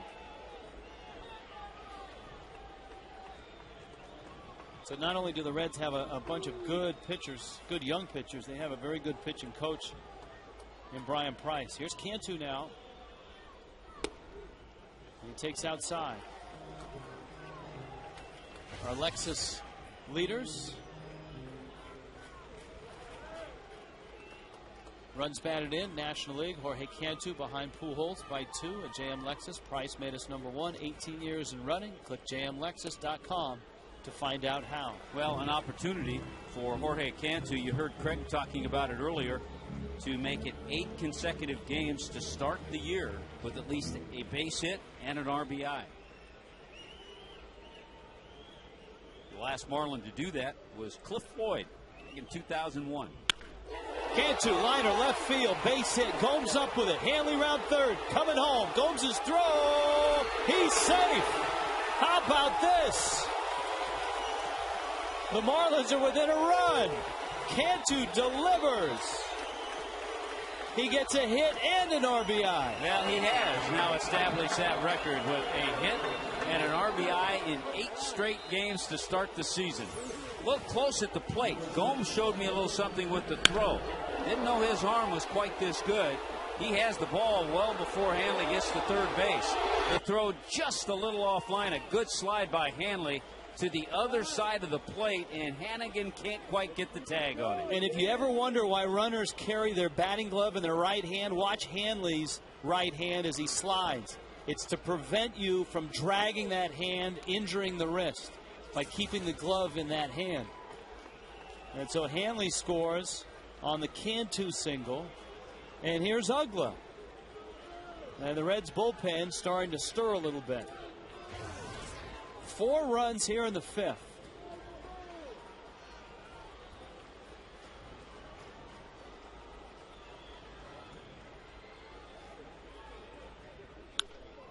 Ugla was hoping to get one of those fastballs. Instead, he goes after the breaking ball. Cabrera makes the catch, but the Fish show some fight with 4 runs in the 5th. This is a 1-run game.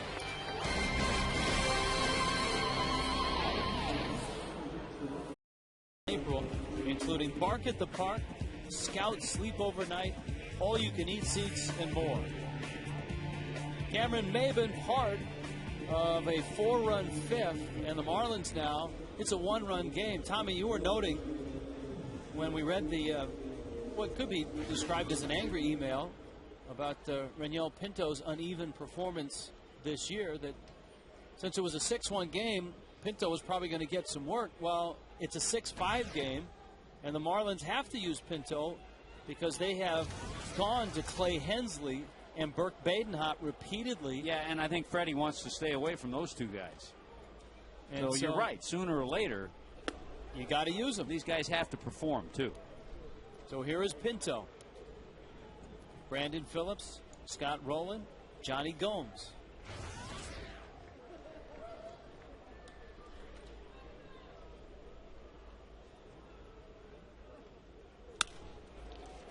Liner into right, and Cody Ross over to pick it up.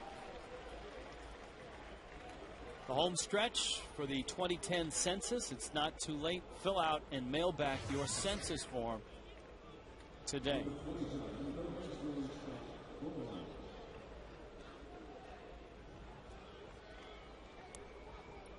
Which is due first, taxes or the census form? I think taxes. And I think there's a greater penalty for not getting that tax thing in than not getting the census thing in. Scott Rowland. So I'd focus on the tax thing. We already had a tax email question tonight.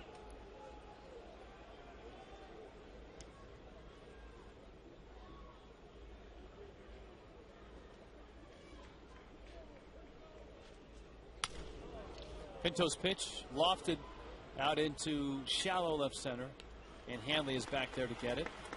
Our first sweater vest question of the year. It's an email from Zach in Vero Beach. There is now a fan page on Facebook, apparently, for Tommy Hutton's sweater vests. Now all the Marlin fans can become a friend of Tommy's sweater vest. Tommy's sweater vest ranks in the top 5 of all-time sweater vests. Jim Tressel apparently angry that his sweater vest does not have the swagger of Tommy's. Yeah, I might add, both of us will probably break out the sweater vests on this coming road trip. It's going to be a little chilly in Philadelphia. We'll be in Denver after Houston. So there's a good chance. I know we packed them for New York, but the weather crossed us up. Well, that answers another question from Lori and Ed, who want to know, it's a wardrobe question. Who picks the color of the day for your shirts? And are there any wardrobe fights before the show? Jeff Conine has started to influence our wardrobe choices a lot more. You know, Niner is Mr. Marlin, probably the first number to be retired as a Marlin since he joined the crew. He has a lot of clout. And so if Niner says go with blue, we go with blue. Niner today wanted black and blue. Into right, Cody Ross is there. And so we try to accommodate. Absolutely, and then we're sporting our... We try to coordinate before a long road trip, too, which isn't always that easy. Next homestand, we'll be sporting our 2010 edition of the Tommy Bahama shirts that we always wear. So that's always good. That's fun. Yeah. Tonight, we're in our new Nike golf shirts. I may just keep this on tomorrow. You can't do that. You can't do that. Then there will be wardrobe fights. And it won't be just me who will object. There's a lot of people behind this curtain who will want a new shirt. Well, I think I have to wash it and get it ready for the trip. Oh, well, in that case, knock yourself out.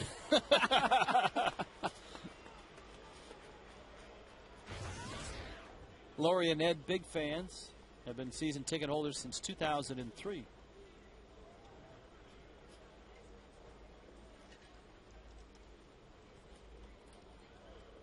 Usually it's whatever's clean. That's what we go with. Swing and a miss. So far, some good pitches. Think about it. Even the base hit that Brandon Phillips got to lead the inning off was hit off the end of the bat. So Pinto throwing the ball well here in this inning. Yeah, we will not be on television tomorrow night, so I think we need to let all the people up in Palm Beach Gardens know that. With Chris Volstad pitching, they may want to get down here. Come and see Volstad take on the Reds. Homer Bailey, one of the fine young pitchers for the Reds, will be going. Another good pitch by Pinto. Coghlan comes charging in. Chris calling, and the wind took that one. He nearly caught that off the infield dirt. So Pinto, outstanding. 10-pitch inning for Reniel Pinto. Now, and I thought we'd give you a video version of our Geico quote of the day.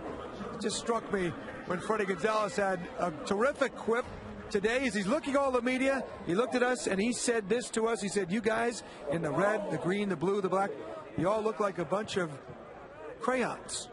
like Crayola with all those different colors. That was a great quote by Freddie in the middle of talking about Cantu and the bullpen and things that go on around his team. You got to keep it light. Good stuff. A colorful group of media. We should have jumped in our shirts. Yeah, everybody looked at him. They didn't know what he was talking about. And then he came back, well, you're somebody had a fuchsia logo in black.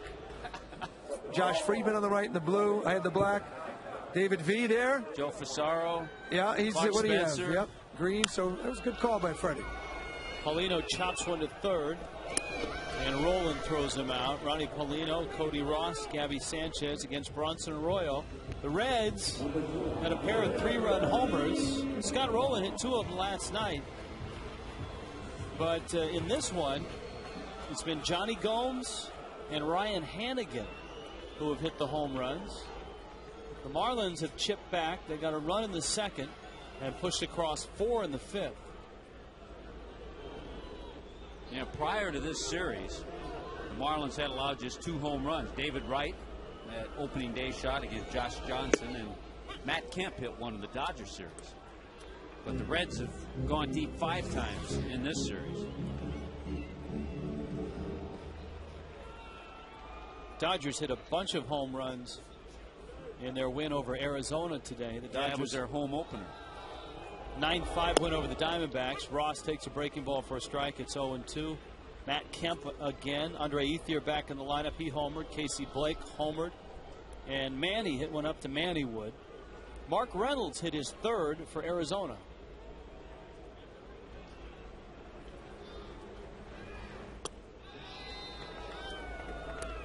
The Mets are in Colorado. And that game is just underway. Pittsburgh in San Francisco. The Giants have won 2 in a row and are 6-1 on the season.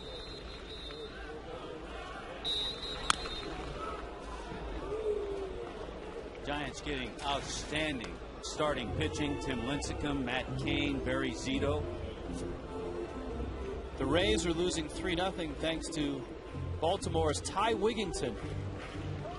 Wiggy with his first home run of the season. There's Jose Veras. And also to the young left-hander, Brian Mattis.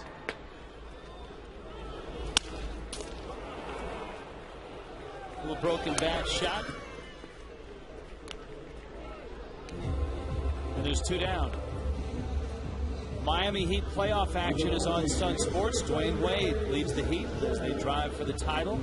Make sure you check out foxsportsflorida.com for all your Heat playoff coverage. Gabby Sanchez coming up. That was Jason Jackson, studio host for the Heat. What's he doing wearing a Cincinnati hat?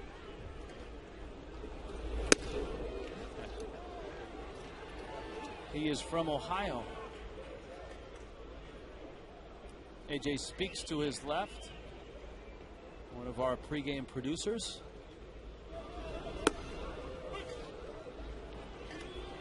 Sanchez yanked a double into the corner back in the 5th. Flied out back in the 2nd.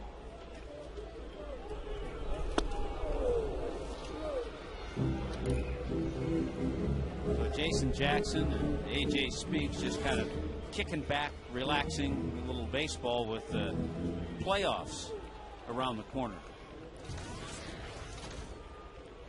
The Heat right now, the 5 seed in the East.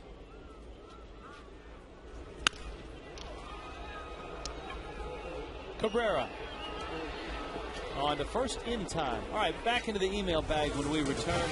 This game is settled down. 6-5 Reds. Freeze cam. Freeze it. Jonny Gomes. Eye contact. Back contact. Lift off. A lot of oohs and ahs you could hear. That was a Frostburg Coors Light freeze cam. There were oohs and ahs not only for Gomes, but for Ryan Hanigan. That was in the 4th. Hanigan hit a 3-run shot. Gomes' homer was a 3-run homer. And this is Hanigan in the 7th facing Reniel Pinto. Well, second inning for Pinto, had a nice 10-pitch inning in the 6th.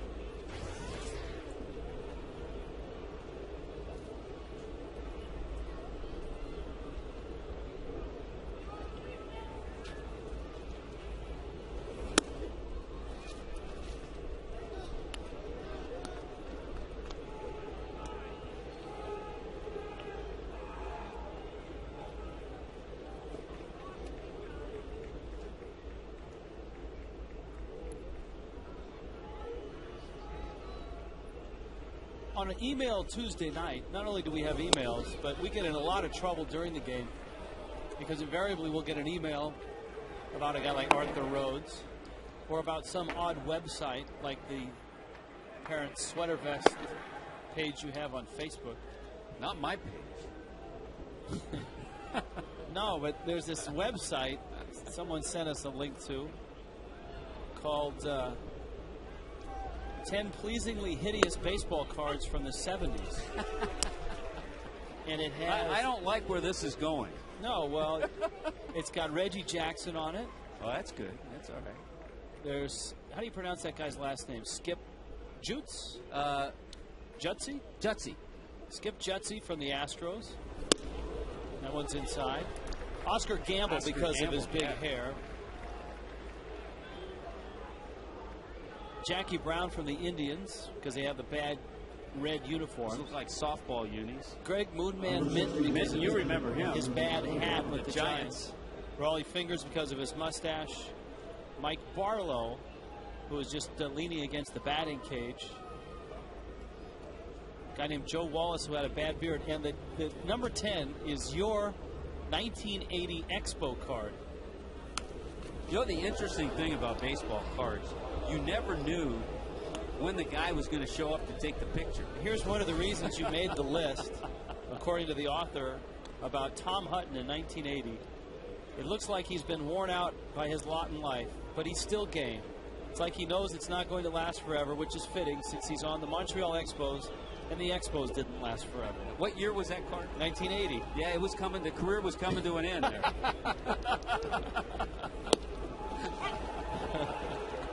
Yeah, the guy would show up from Topps, whoever was going to take the picture, and all of a sudden they'd say, "Hey, we got to snap your card," and you'd just turn around and then you'd forget that forever it would be etched on a card.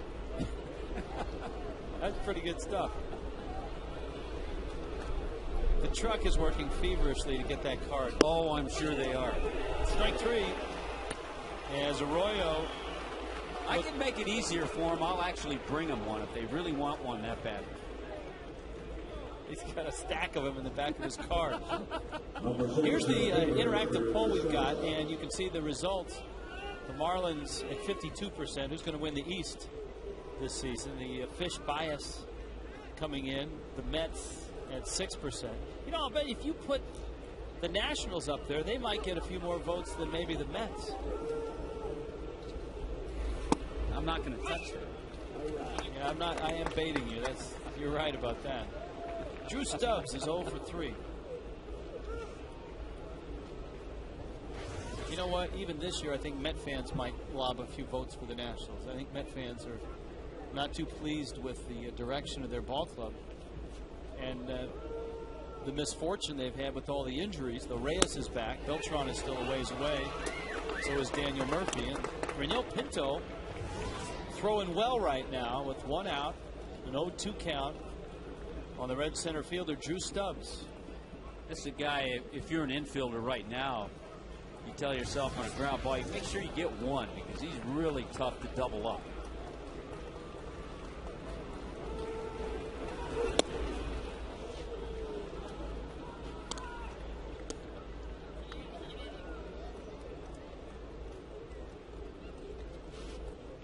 You just don't see guys 6'4", 205 run like this.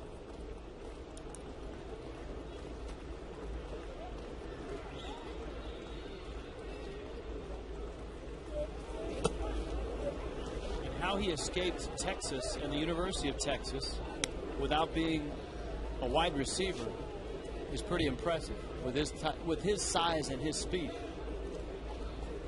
And he's a center fielder, so you would expect athletically he could catch the ball.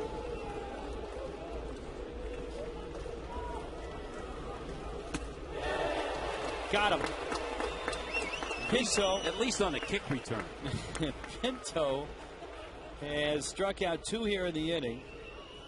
And now he goes after Orlando Cabrera. This is what has been frustrating for all. For us, for Freddie and the staff, for fans, for our emailers about Raniel Pinto. He has flashes when he comes in and throws exceptionally well. Good change-ups, fastballs, gets ahead, has low pitch innings.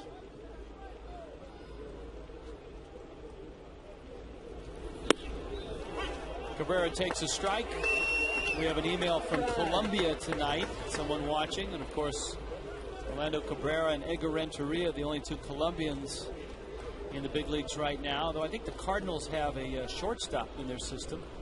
And this gentleman Juan wants to know, who do you consider to be the best Colombian player, Cabrera or Renteria? That's a good question. I think right now, if you looked at the body of work, you'd have to lean toward Edgar Renteria. But no slouch, and certainly a tremendous career for Orlando Cabrera, who's been a World Series champion too. Renteria a better offensive player, Cabrera a better defensive player in their career, body of work? That's a tough call. That would be a great, every once in a while during the season we see groups of scouts sitting around the press room. That would be a great scout question. He did not swing at that pitch. You could hear the crowd wanted it, and it's 2-1. Defensively, both pretty steady. Here's the 2-1. Chopper to third. Cantu goes the short way. Ugla is there. And Reniel Pinto, 2 scoreless innings. We'll email Perry Hill. 6-5 Reds. Here comes Arthur Rhodes.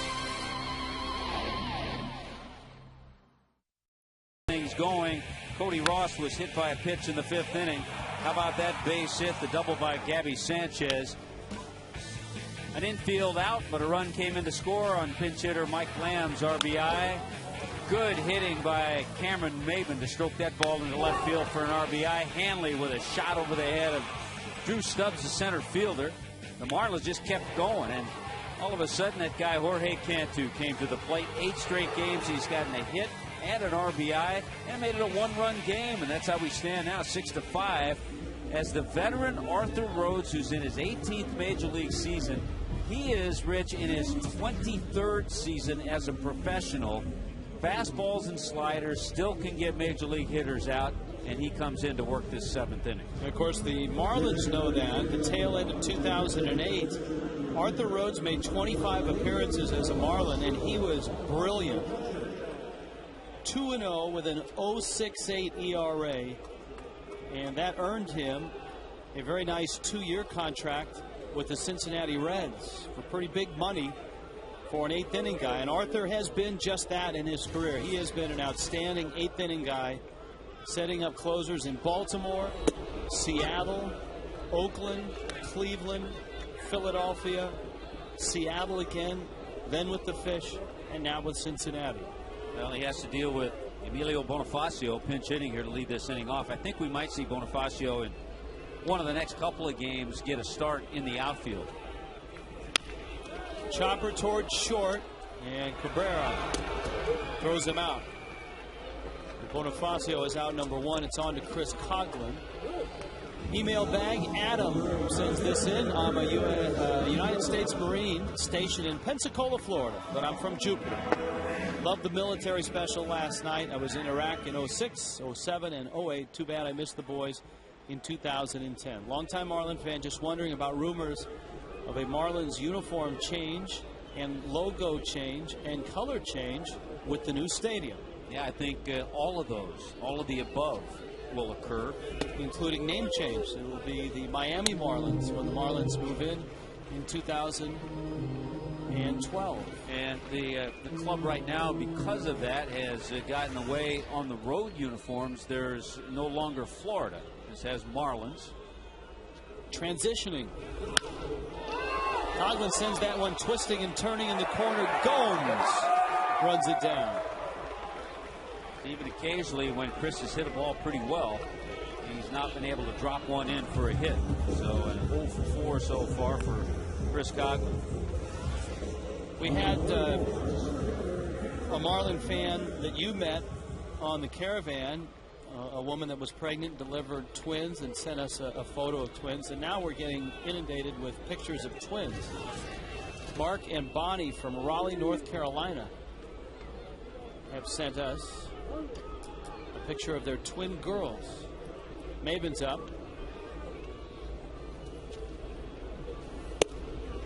At the knees.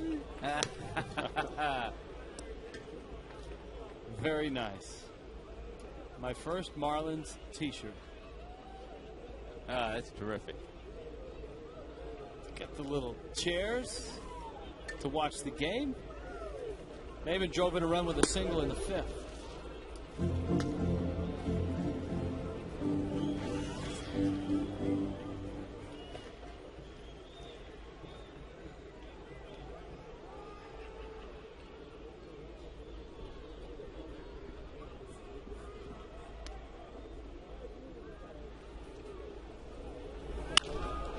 That one is foul. Casey in West Palm Beach wants to know, when will the Marlins host an all-star game?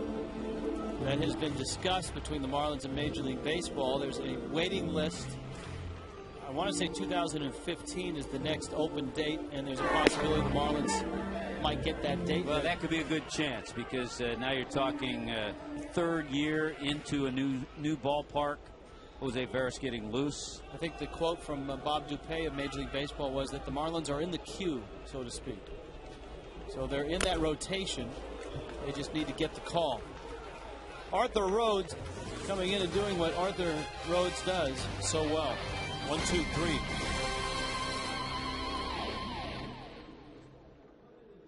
And my colleague and my good friend Jason Jackson is here with his son.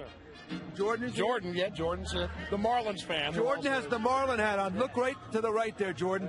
And Jason, you grew up in Cincinnati. I did. I want South Florida to know I love the Marlins, except when they're playing the Reds. That's all that is. No, we grew up, obviously, Big Red Machine, and then Wire to Wire in 1990. I was in college at the time. So a lot of love for a ball club that better make the postseason. Well, your team will be going to the postseason, the one you got. And Darrell Wright, the Heat small forward, is here as well, enjoying the game with his son, Devin.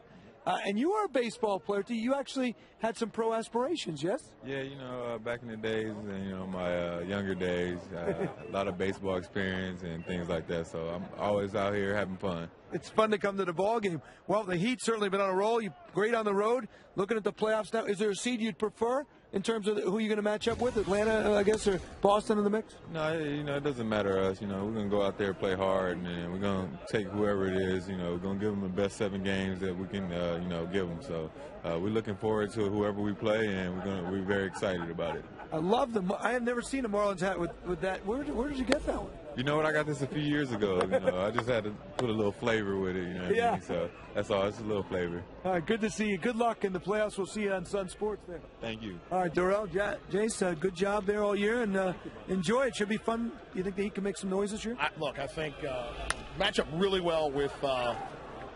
I'm sorry. Am I watching the game and not talking? Is that what just happened? Good luck in the NBA. That's enough for him. Take it away, guys. Joey Votto just sending one down the line and doubling off of Jose Veras, who's come in to take over for Reniel Pinto. Well, another guy who needs to right the ship, turn things around on the mound, as Jose Veras came in 3 2/3 innings. He'd given up 4 hits and 6 runs, and things don't get off to a good start. Good piece of hitting by Joey Votto to hit that line drive into left field for the 2-base hit. So now he has his work cut out for him.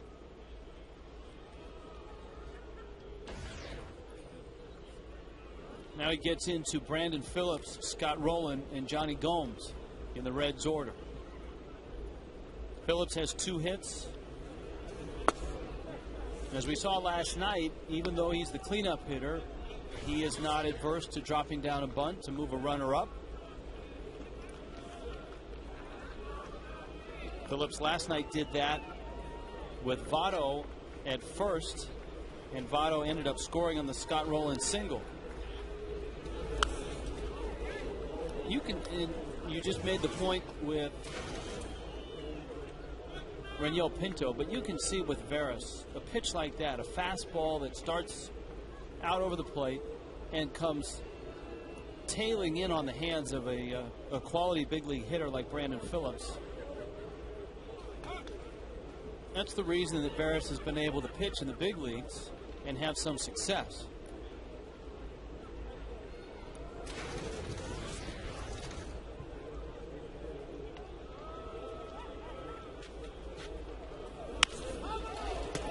There's a liner, and that's a fair ball, and into the corner it goes. Ross to pick it up. The Reds have their 7th run, and back-to-back doubles.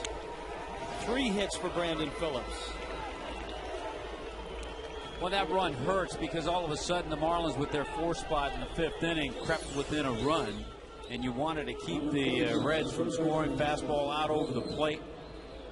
The command just isn't there for Jose Veras, who has had, as you said, some success a couple of years ago with the Mets or with the Yankees in 08, 60 games, a nice 3.60 ERA.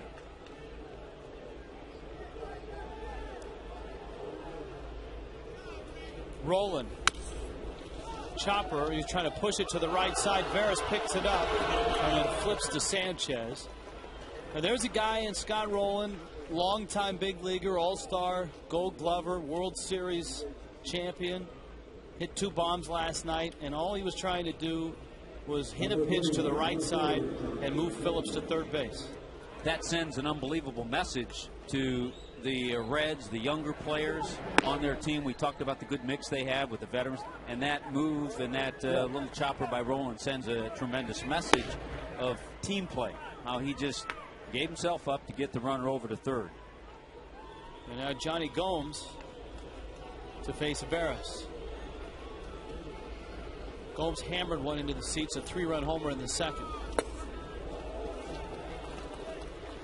Our Toyota trend, Toyota moving forward.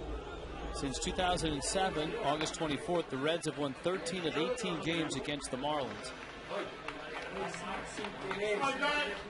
I tell you what, the Marlins have had a heck of a time winning games at Great American Ballpark. Gomes muscles one into left field, and the Reds have 2 against Veras here in the 8th inning.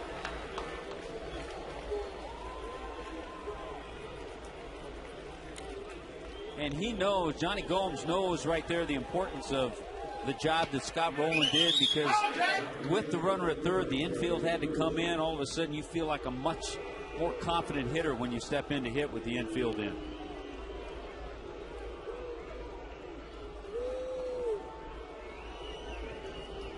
Jay Bruce now, 8-5 Cincinnati. Cincinnati tonight has done a terrific job. Runners in scoring position, they're 4 for 6. They also have 9 hits tonight. 5 of those have been extra base hits.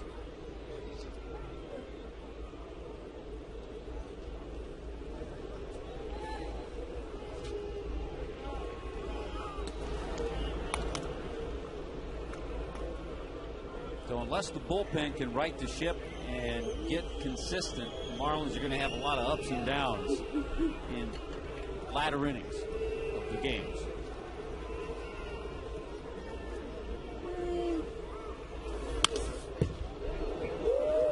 One and one.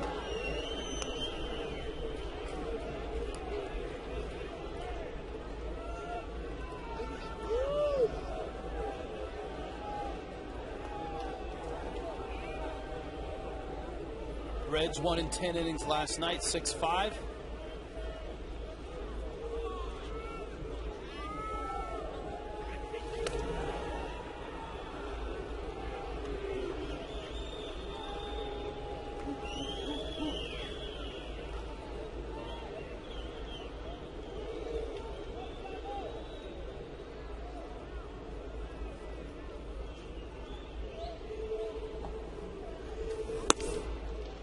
Bears trying to pick at the outside corner against Bruce, and he's fallen behind 2-1. Yankees won today. They beat the Angels. Nick Johnson homering. Derek Jeter homer. Yeah, I think Nick had a home run and a double in that game. The Yankees home opener. There's a quality changeup for a strike.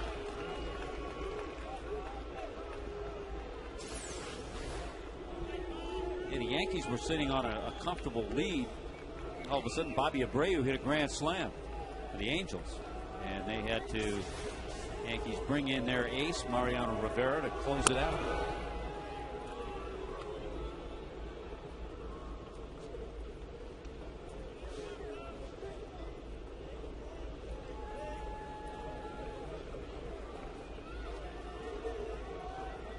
Two coming.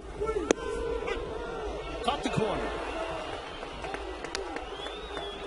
Jay Bruce not in agreement.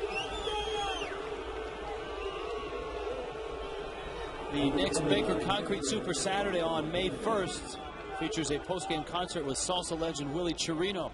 Following a fireworks spectacular, it's all presented by Badia Spices. Marlins and the Nationals at 7:10. Marlin fans will get a thunder stick. 1-877 Marlins.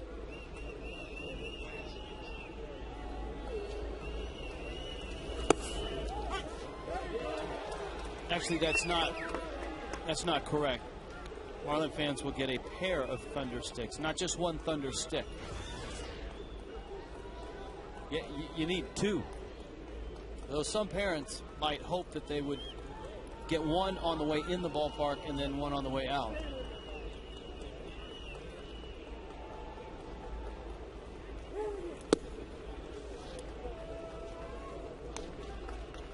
Brian Hanigan, a 3-run homer in the fourth, bounced into a double play in the second. Veras taking over for Pinto, who took over for Nate Robertson.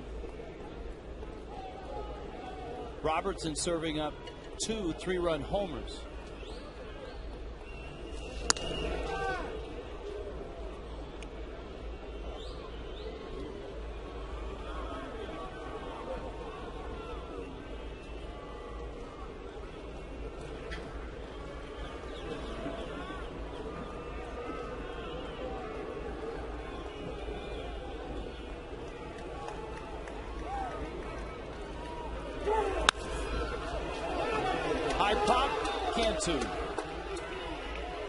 But the Reds tack on 2 big insurance runs here in the 8th against Jose Veras.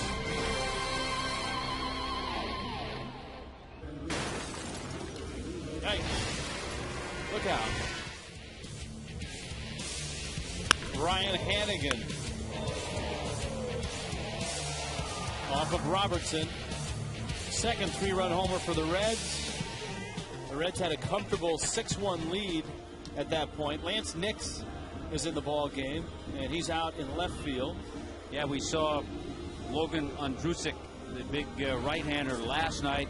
He's going to bat in that 6th spot that Jonny Gomes had, and Nix will hit in the number 9 spot.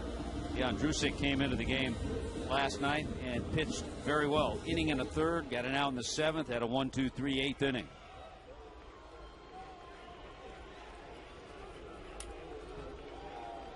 Well, the Marlins put 4 runs on the board in the 5th. Of course, waiting at the end of the bullpen is a guy that saved the game last night. One of the better closers in the National League, Francisco Cordero. Hanley, 2 more hits. Drove and run with a double in the 5th. After the 1-0 pitch and fouls it back. A couple of strong arms in Logan Ondrusek and Nick Massett. We saw Massett last night as well as Ondrusek.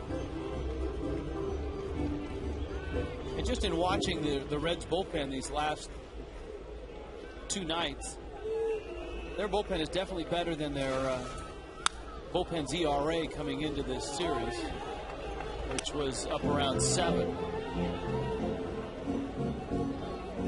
And that's in watching Massett, who had a big sequence last night, on Ondrusek as well.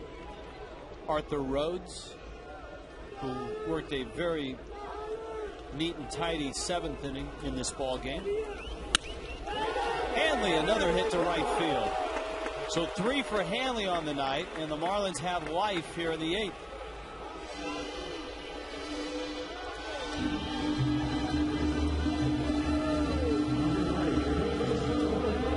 It was a swing like that that allowed Hanley to win the batting title last year at a .342 average. A lot of base hits the other way.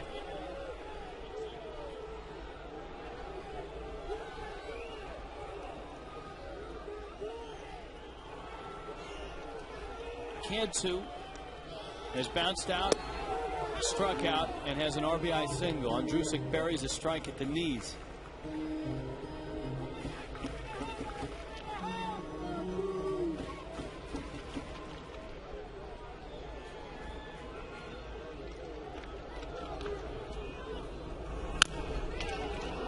Into a little tapper foul.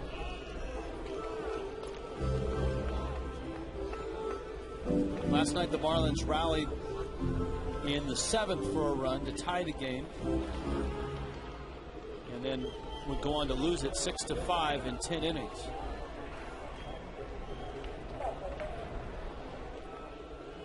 Votto. And Cantu goes after a breaking ball. There's one out in the 8th. Bronson Arroyo stands to win this ball game if his bullpen can deliver it. That's amazing when you see pitchers get ahead. We saw Bronson Arroyo do this a number of times. Get ahead, and then you try to get that hitter to chase your pitch. And Andrusic went out of the strike zone, good slider, and got Jorge to chase it. Ugla. Outside corner. Arroyo 6 innings, 6 hits, 5 runs. Nate Robertson 5 innings, 5 hits, 6 runs, 3 of them earned. There was a Cantu error that kept that inning alive, in which Hanigan hit a 3-run homer. So that made all of those runs unearned.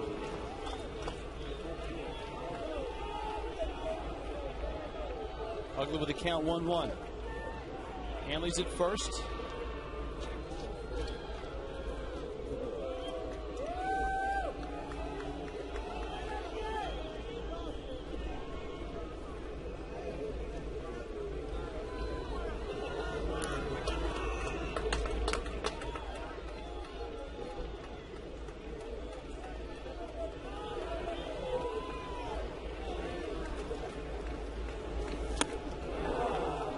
Andrusic is 6'8". He's not John Roush-like.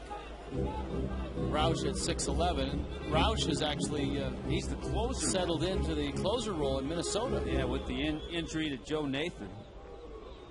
Wasn't quite sure what they were going to do, but all of a sudden the big guy John Roush has that job. I think he celebrated by going out and getting another tattoo. Andrusic throws harder than Roush, though. Roush, even though he's 6'10", 6'11", he's not an overpowering guy.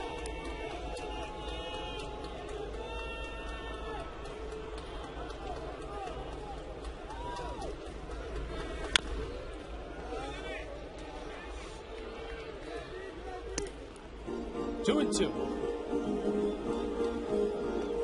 Oh, he looked quiet tonight, 0 for 3.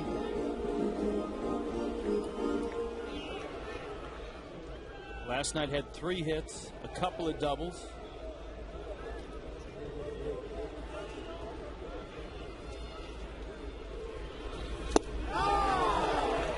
Down he goes.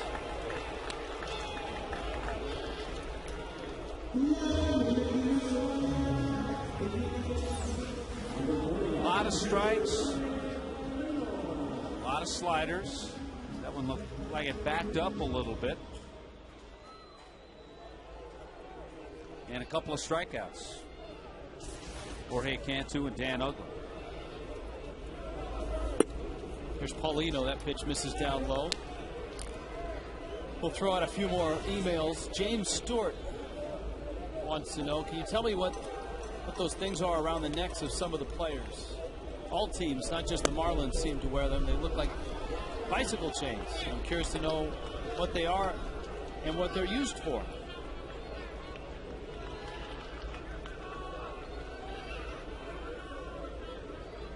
Andrusic has one of them. Yeah, I've seen a lot of them. They're kind of a. I'm trying to think of the best way to describe it. Kind of like an energy thing, a thing to help to prevent injury. It's supposed to have some titanium in it. You'll see a lot of golfers, especially on the senior tour, on their wrists. On their wrists. They feel that it gives them energy. Fighting is one of the companies. So a lot of the players, baseball players, might probably see them on some football players as well. And come August, you may see them on us. Yes, just strap them to our head. Trying to get a little energy. Paulino walks, and that brings Ross to the plate. Well, that brings a tying run to the plate. And Cody certainly represents that. RBI double, hit by a pitch, and he's bounced out.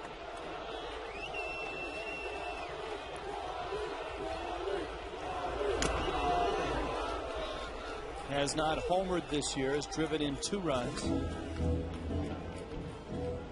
And don't be surprised if he gets the night off tomorrow night. Well, you think about it, all the production has been narrowed to just a few hitters. Chris Coghlan with just 1 RBI. Cameron picked up his first RBI tonight. You mentioned Cody has just 2, had 1 coming into the game.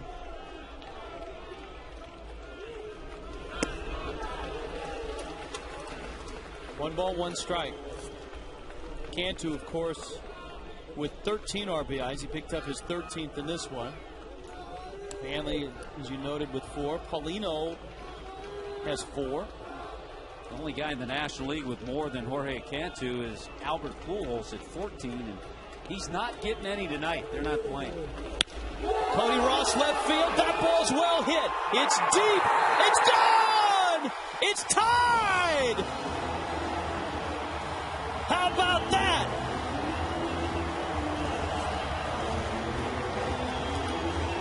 It's absolutely incredible. You can't keep them down. Bullpen comes in, gives up a couple. The Reds increase their lead. No problem. Cody Ross, 3-run shot.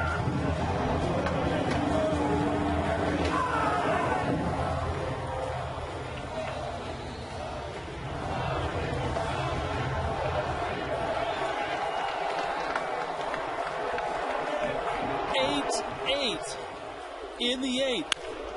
Sanchez dribbles one up the middle. Cabrera. That's a base hit.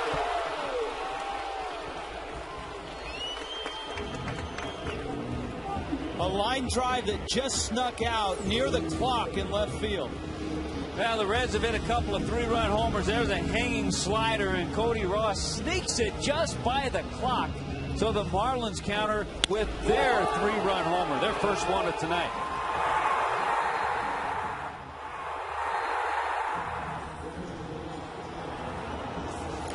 Reds pitching coach Brian Price is out to the mound. Wes Helms is going to pinch hit.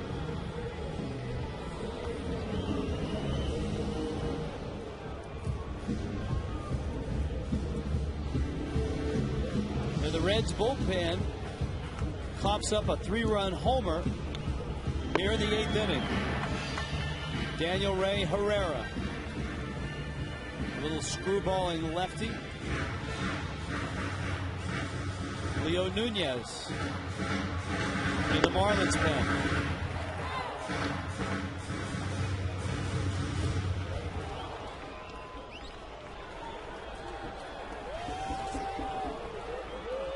Marlins have already used Mike Lamb and Emilio Bonifacio in this spot to pinch hit.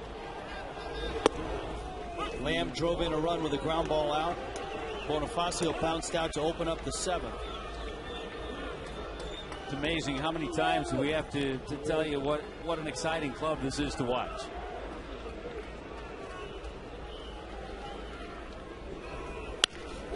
Up the middle, base hit.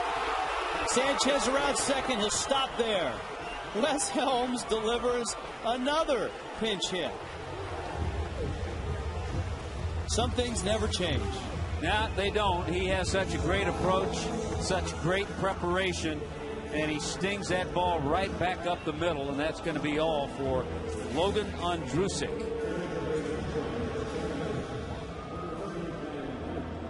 With Coghlan due up, Dusty Baker is going to call on Herrera, whose best pitch is that screwball.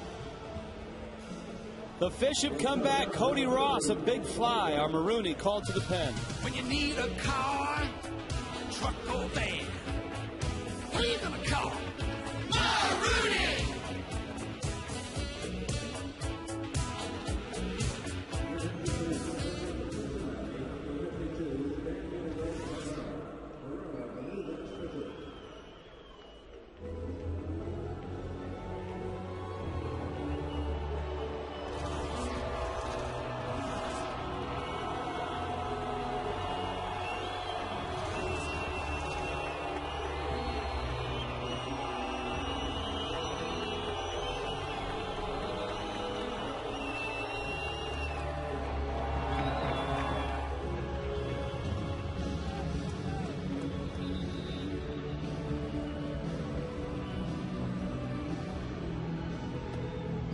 in Cincinnati to tie a game.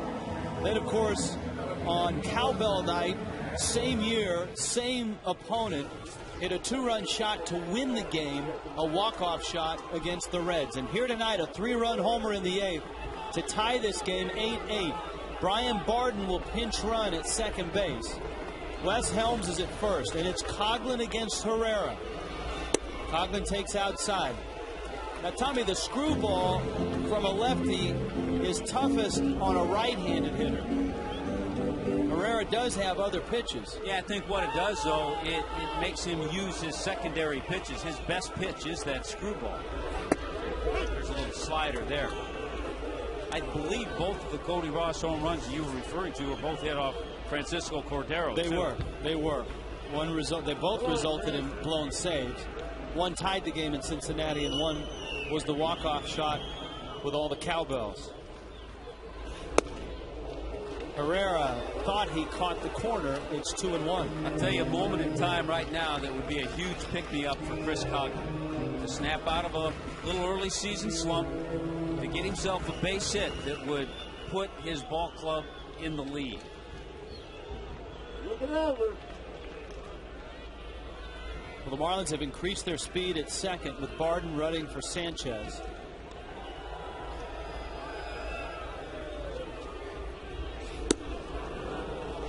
And Herrera thought that was a strike.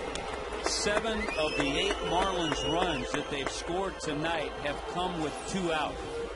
Watch the Fox track. There's the screwball, by the way. And the data on it.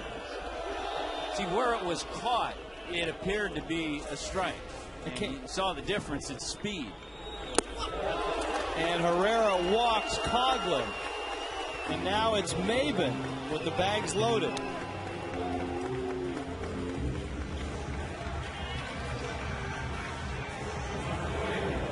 Ninth man to come to the plate in the inning.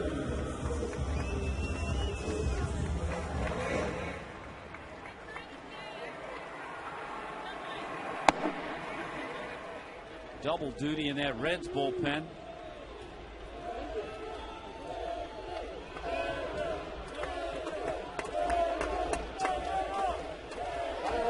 Now a ball in the dirt, if it gets to the screen, could mean a run. There's a strike. Well, that pitch just floats up there and you tend to jump at it. You have to be so patient.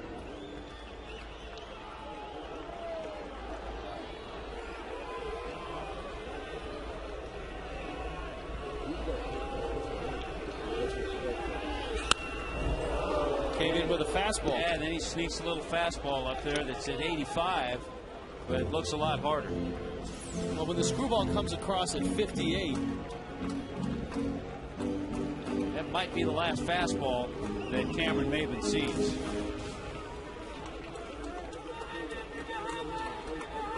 Bases filled with Marlins. Let's see if he throws the screwball. Yep. He has confidence in his catcher, Ryan Hanigan, who we've pointed out had such a terrific year defensively last year. He's a solid backstop. You have to have that to throw that pitch with this bases loaded situation.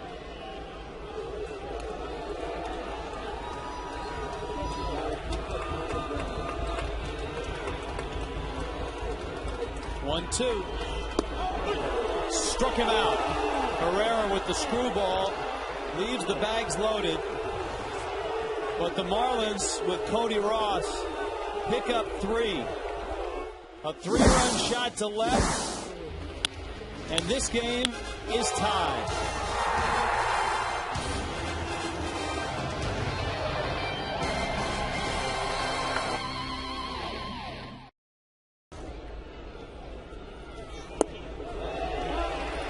Leo Nunez in the 9th throws a strike to Lance Nix. 8-8 ball game thanks to a Cody Ross 3-run homer. Nunez in the 9th.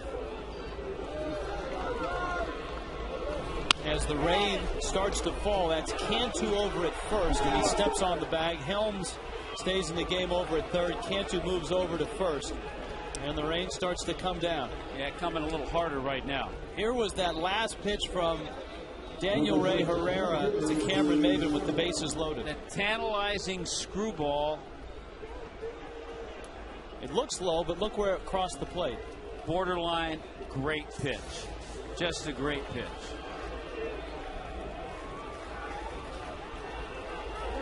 Drew Stubbs fouls it back.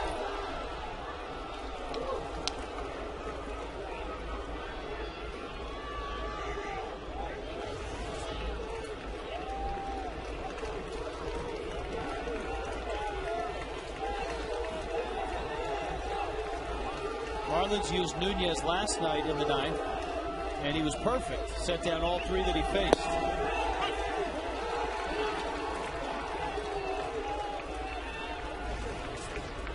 Down in front, 0-2. You know, sometimes we get some emails that you look at and you say, I'm not going to read that one. And you just pass by it. I got one of those about 2 innings ago. And it's from Trish and Kendall. And she says, I've always wondered who would have the advantage when the games are played in the rain, the pitcher or the hitter? Does the rain actually weigh the ball down? And I thought to myself, no need for that. But here we are in the rain in the ninth. So Tommy Hutton. That's a good question. I think it affects the pitcher more than the hitter. Obviously, a hitter, it affects him. No problem with Leo Nunez here.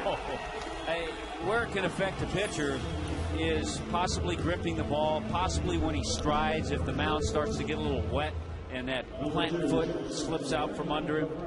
But it can affect both because the hitter has to deal with that as well. Ask the Marlins at fox.com, our email address. Orlando Cabrera's up. We had an email tonight from his native Colombia.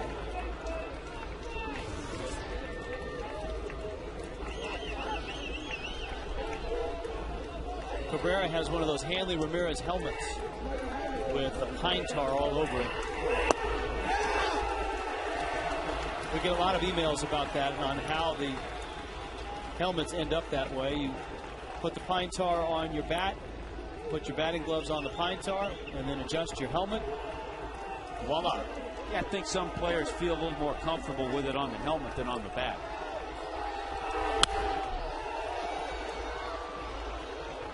Good fastball, good location there by Leo Nunez, keeping it down.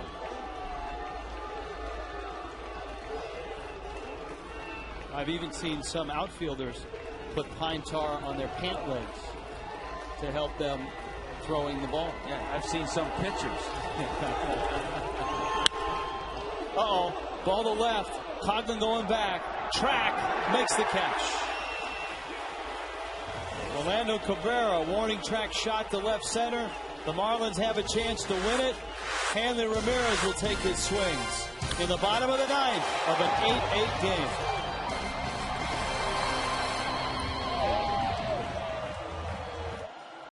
Down 8-5 in the eighth.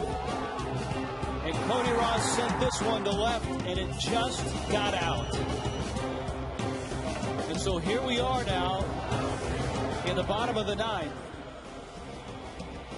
Hanley Ramirez, Jorge Cantu, and Dan Ugla. And it's Micah Owings who is out there. Owings, one of the best hitting pitchers in all the land. Now they don't have to worry about double switches or any of that when they bring in Micah Owings. He's a career 300 hitter with 8 home runs. But as a pitcher, fastballs, sliders, and a changeup. Hanley has 3 hits, 2 singles, and an RBI double, has scored twice. Marlins have won 2 games already this year in their final at bat.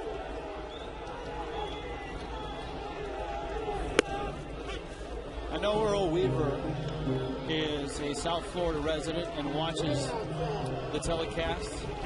And Earl, if you're out there, this ball game is for you. 3 3-run homers.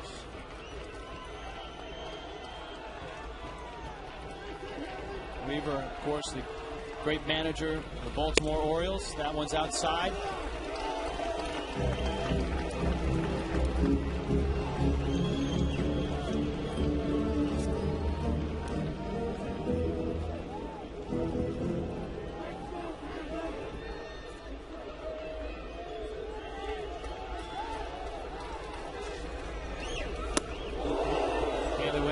fastball and tried to end it with one swing. See where it is. Target is in. Good pitch. Good location, though, on that fastball from Owens.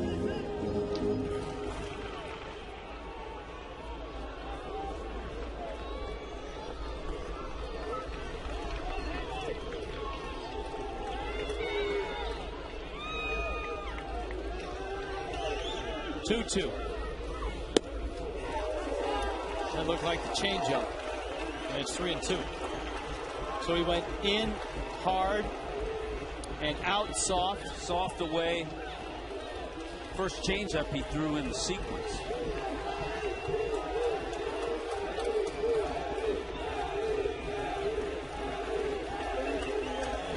Andy Ramirez has never had a walk-off hit in his young, brilliant career. Little squiver. Phillips has it and just gets hammered. Well, I tell you what, I give credit, and it shows you the confidence he has in it, to Michael Owens, who came back with a changeup in that situation. That's a great pitch. Make sure you get your census in the mail. Not too late. Fill it out. Mail it back. Your census form today.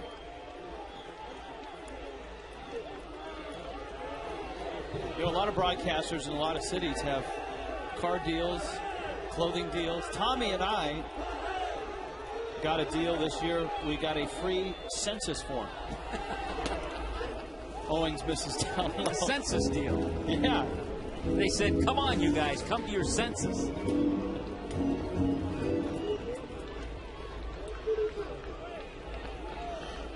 Here's the 1-0. Cantu rifles one, and that's why Scott Rowland has won a ton of Gold Gloves, 7 of them. That's a tremendous play. That's Brooks Robinson-like. Yeah, he gets his body set, picks it. Well, there's a guy who loved him, worked with him a lot. Longtime Phillies coach, the late John Vukovich. I talked to Rowland about our discussion last night, how the left side of that infield may have lost a step, but they make up for it in experience. And he said the drills that Vukovich showed him when he was coming up in the Phillies organization, the footwork, the fundamentals, he still uses that today. And he said that is what made him into a Gold Glove third baseman.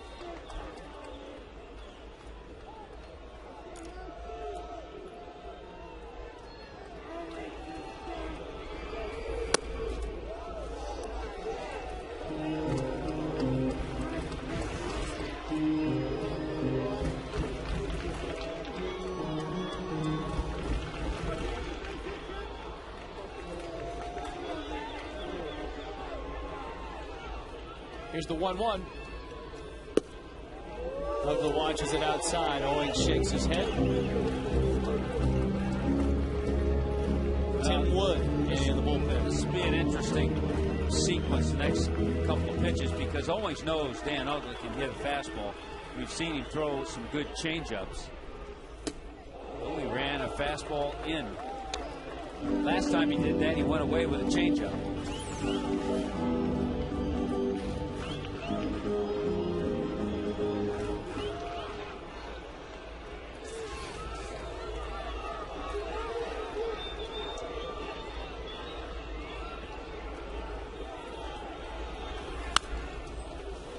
Ugla and Owings both came up in the Diamondbacks organization, but Owings was a year behind Ugla. Was in Lancaster in 05, and in 06 Owings was in Tennessee, and that's the year, of course, that Ugla got to the big leagues after being plucked in the Rule 5 draft. His last year was with Tennessee in 05. Struck him out. Michael Owings makes quick work of Ramirez, Cantu, and Ugla. Just like last night, we're going to the 10th. AT&T, your world delivered. Well, here we are again. in the 10th inning against the Reds. The Marlins and the Reds, who played 10 last night. Now, of course, last night the Reds got a run in the top of the 10th, brought in Francisco Cordero, and it was everybody drive home safely. Tim Wood for the Marlins will pitch the 10th. Last night it was Burke Badenhop. The Marlins, if at all possible, want to stay away from Badenhop and Clay Hensley, who have been worked a lot lately. And if you start looking at benches, right now the only man left on Freddie Gonzalez's bench is John Baker. Dusty Baker in a little better situation with his bench. He has Giannis and Hernandez, Miguel Cairo, Dickerson's over there, so he has a little more guys, a few more guys left on his bench.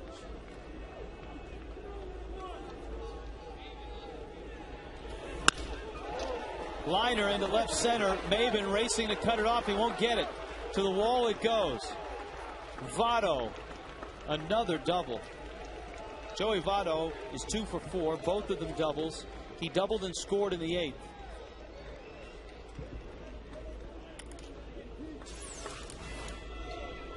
Cameron does a good job. Look at him playing over to the right, knowing how that carom was going to come right to him.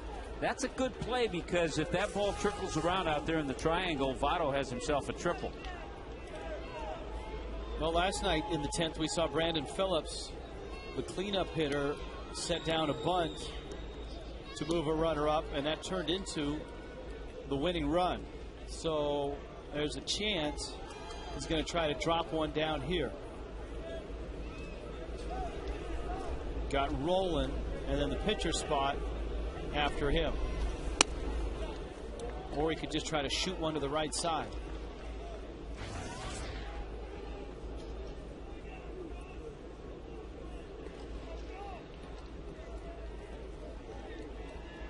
And it could be one of those situations, Rich, where Dusty Baker said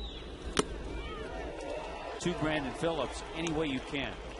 I think that swing was an indication of that. So any way you feel comfortable doing, or maybe on the first pitch, first strike, go ahead and take a rip. If not, try to get him over any way you can.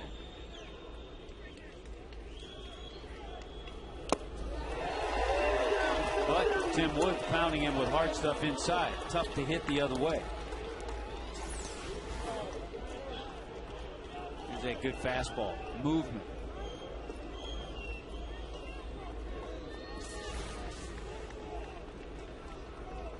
Let's see what he gets. 1 and 2.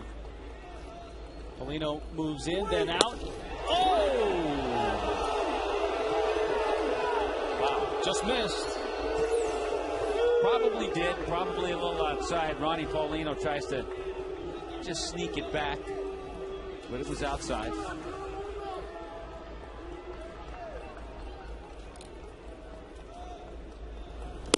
Got him with a hard slider. Well, now he's got to get Scott rolling. That's a slider that backed up. You hear that expression, back up slider. It's supposed to move away, and for whatever reason, just the release, it kind of backs up the other direction and it crosses up hitters. Marlins want no part of Scott Rowland, and you can't blame them after watching his performance last night. 2 home runs, and then the game winner in this situation. This was Rowland's at bat with Votto at second. That's what he did. Poked it to right field. Well, remember we told you about Micah Owens and his proficiency as a hitter. He's going to be the hitter that'll step in after Rowland is intentionally walked. A career 300 hitter with 8 home runs on his resume. And then after that, the left-hander, Jay Bruce. Owings did win a Silver Slugger. Yes, they do give Silver Slugger awards to pitchers.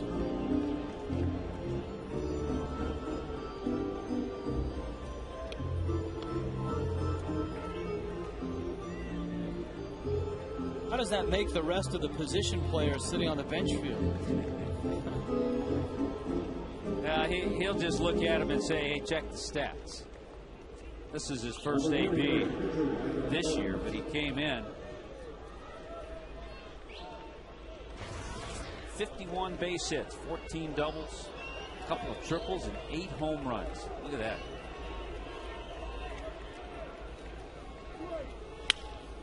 Slider popped him up. Right field shallow. Ross calls, catches, and then fires a strike to Hanley. Tim Wood is 2/3 of the way around the leadoff double by Votto.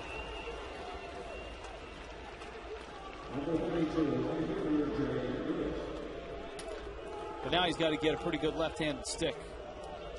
Francisco Cordero.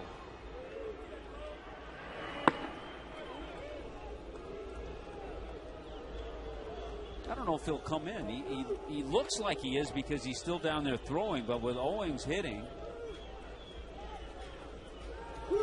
and it would not be a save situation. Maybe he would only come in if the Reds score a run. If they don't score a run, maybe he doesn't. I think if they don't score, we'll see Michael Owings back out there.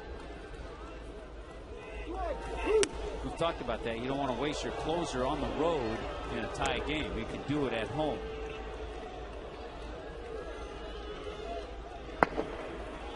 But, as Dusty knows, you've got to get him loose enough to where if they do score, he can come in. Popped up, infield, Hanley makes the catch. Leadoff double, no worries for Tim Wood.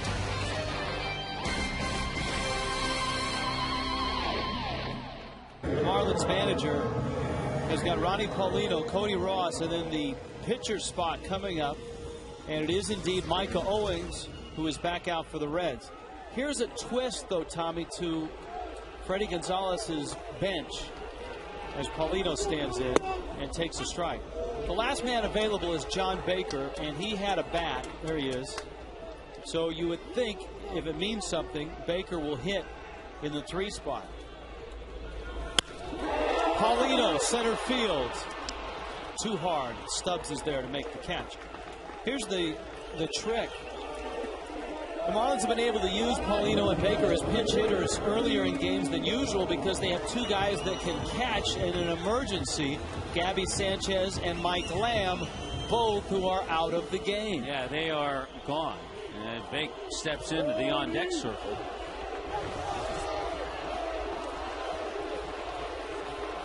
Brian Barden has been used. Emilio Bonifacio has been used. Ross, of course, had the 3-run shot in the 8th to tie this game at 8. Oh, man, a fastball. And Cody had visions of a walk-off shot. Again, if that fastball just runs inside. That was a pretty good pitch to hit, though. Cody just swung through it. That's inside.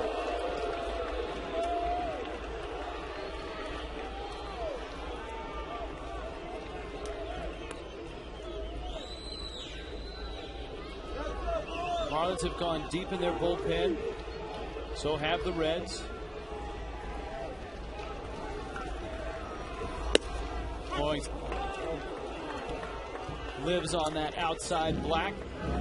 The Marlins certainly have gone deep all year because they are playing their 3rd extra inning game already.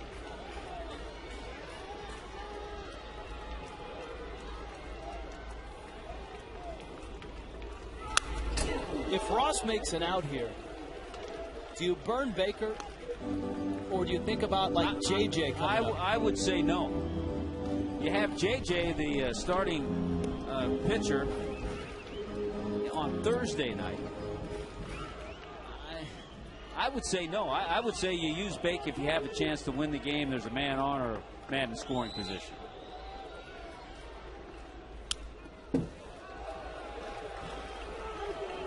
There's JJ, okay. as we suspected. He's getting ready. He's getting ready. He's got the elbow guard on.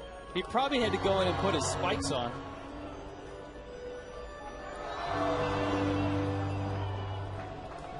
But you have to keep Bake. If there's nobody on base, you have to keep him as the ace in the hole.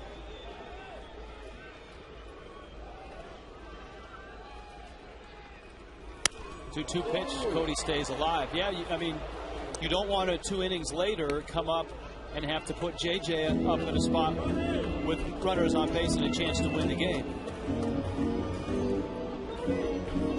Or if you think your best opportunity is give Bake a shot to get on and try to win it now.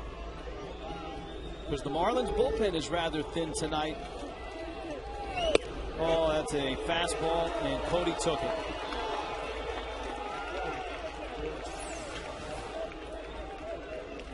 Yeah, I think Freddie's just saying, you know what? This is a shot. 7 of the 8 runs the Marlins have scored tonight have come with 2 out. So if he can get a base hit here, who knows? You never know what's going to happen.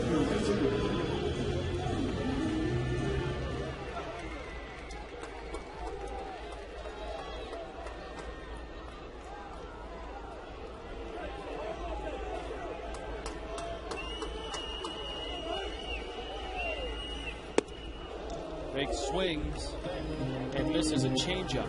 Michael Owings, one of those many players out of that Atlanta area, the East Cobb baseball leagues. That's right. McCann, Francoeur, Hermida, Matt Capps. And there's Bake rolling one into right field. Wait around a little over 3 hours, get a chance to pinch hit and come up big.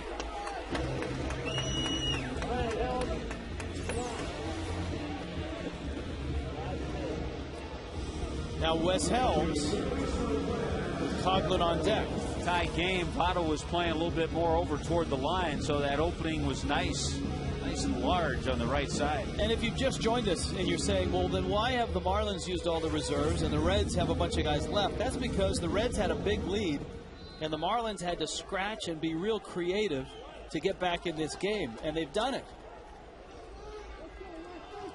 Both managers have had to manage very different games. Dusty Baker and the Reds had a 6-1 lead, then an 8-5 lead.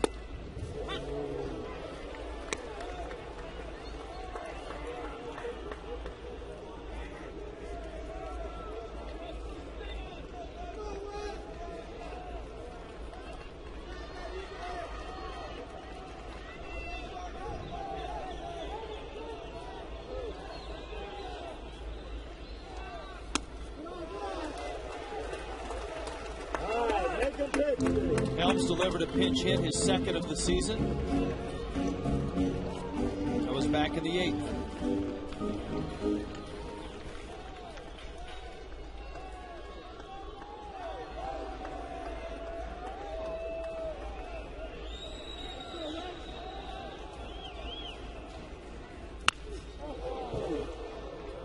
Got a slider. 1-2.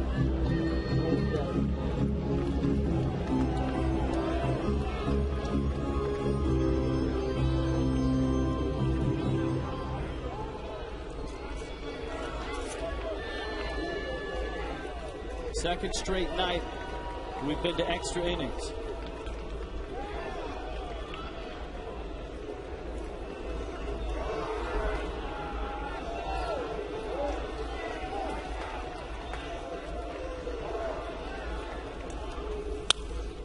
Helm stays alive.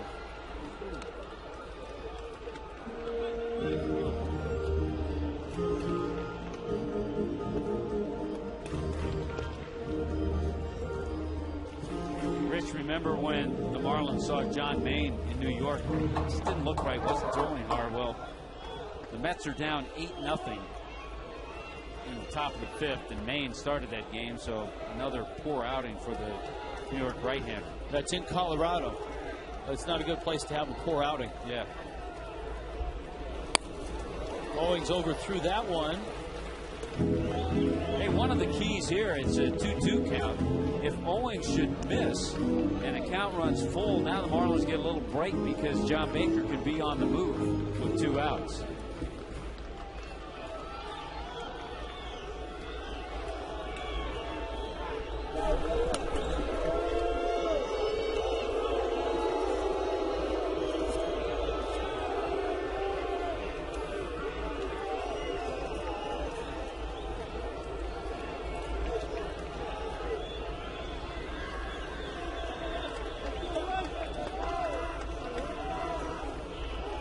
2-2. Baker is running.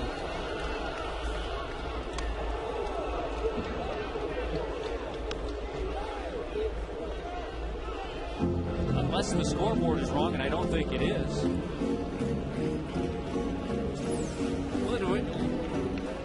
Adventurous.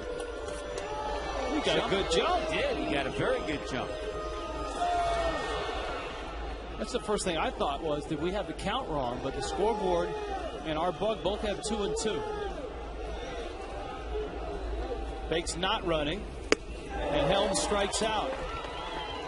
Well, we shut down the email bag because, well, the game got tight. But let's open it up again. Ask the Marlins at Fox.com. It's open again. So send in your emails. Ask the Marlins at Fox.com. Dan Meyer comes in out of the Marlins pen. The Marlins bullpen is rather thin because, remember, at the outset of the telecast, we told you that Freddie would like to stay away from Burke Badenhop and Clay Hensley. And so everybody else is thrown in this game. Raniel Pinto, 2 scoreless innings. Jose Veras gave up 2 runs, which were costly. But then Leo Nunez and Tim Wood both worked a scoreless inning. And now here is Meyer trying to keep this Reds offense off the board. 8-9-1 for the Reds. Hanigan, Nix, and Stubbs. And the first late inning with the fish email is from Mike in Tallahassee. Do you guys get overtime pay for working extra innings? No, Mike, we don't. What about our crew? Guys in the truck? They do? Yeah, the guys on our crew, I think they're the only ones that like extra innings. Or was that heavy sarcasm coming from the truck? Hanigan, 3-run homer back in the 4th. Meyer catches the corner for a strike, and it's 0-1. Lazaro from Tallahassee. Boy, the emails are streaming in from Tallahassee right now. John Sulcer's favorite town. The longest Marlins game ever. How long was it? Wasn't that... that was a game. A getaway game? You guys were flying to Arizona? Yeah, it was a game against St. Louis on a Sunday. Yeah, getaway day. 18, 19, 20 innings. I forget exactly how many. 20 innings. See, I don't need. I don't. And then we hopped on a plane and flew to Arizona. I don't need to hear the story from you. I just need to. I always get it from your wife. Always tells me that story because. Well, that's true. Yeah. She had come down to go on that trip with you, right? On a trip, I said, well, just, come up to the booth at the end of the game in the 9th inning. And she was able to see another 9 or 10 innings.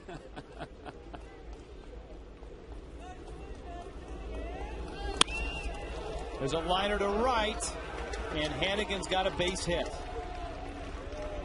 So Ryan Hanigan has singled, and up comes Lance Nix. Giancarlo, a Miami native watching the Marlins from Atlanta on MLB.TV. He is a Georgia Tech student. Doesn't Tommy's baseball card from the Phillies make him look like Tom Petty? Do we still have the that mustache shot? Yeah, that wasn't from a baseball card. Oh, it wasn't?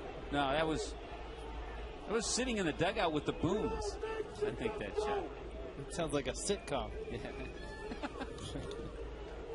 Chris Dickerson in to run for Hanigan. Here's where Dusty has a little advantage. He can make a few moves here. He's got his other catcher, Ramon Hernandez, available, so he's going to pinch run Dickerson, and then Hernandez will come in the game. Nix came in the game as a defensive replacement. He's bounced out in his only at bat. Lefty on lefty.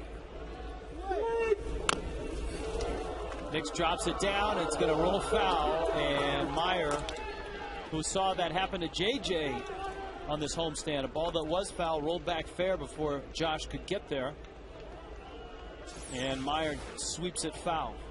Yeah, the quicker you get over there, the easier decision it becomes. And once that ball was on the dirt, Dan got it out of there. From Augusta, Georgia. You think this game will end soon? I have to work in the morning. That's from Kerry.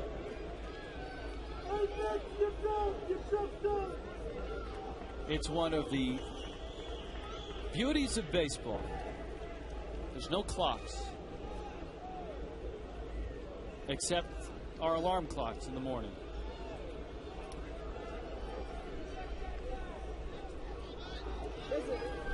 Throw to first, Tom and Tamarack. I've always been curious about TV ratings for the Marlins broadcast since so few fans attend the games. Do the Marlins have high ratings compared to other teams? Generally, the Marlins, at least in the last few seasons, have been right around the top third in baseball. Right around 12th or 13th in terms of cable ratings. So, yes.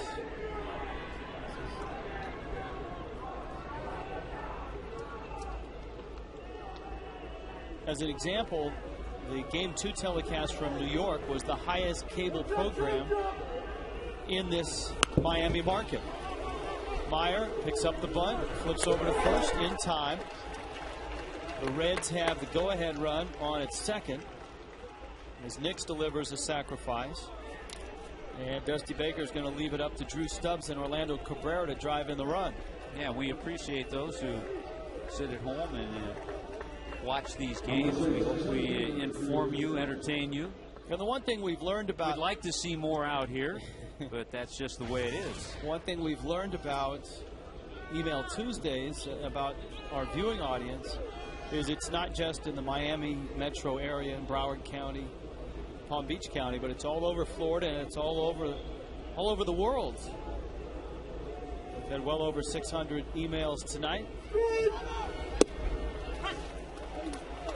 We had an Australian email, a Colombian email.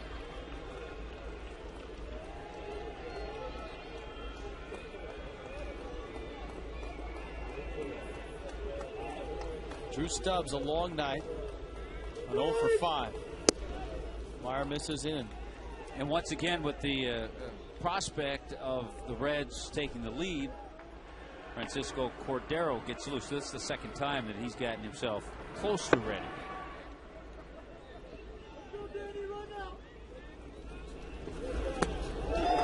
The Reds have that luxury, Tommy, of just having him wait and wait, and they can bring in another arm. But the Marlins, as we told you, are trying to stay away from Hensley and Badenhop. They may not have that luxury. Nunez has already worked.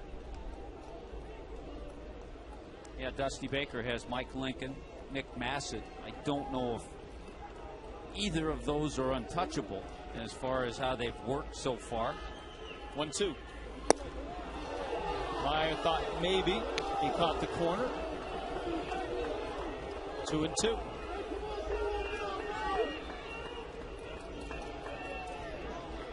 Freddie's still looking for that elusive laugher.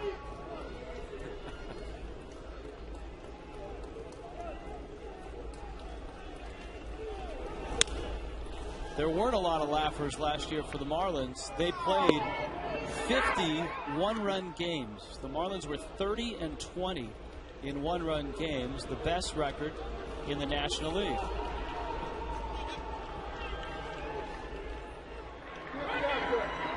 He's fired up. Yeah, he's fired up. He hung around extra innings. Got himself a souvenir. 3-1 this year in one-run games. Let's go, David!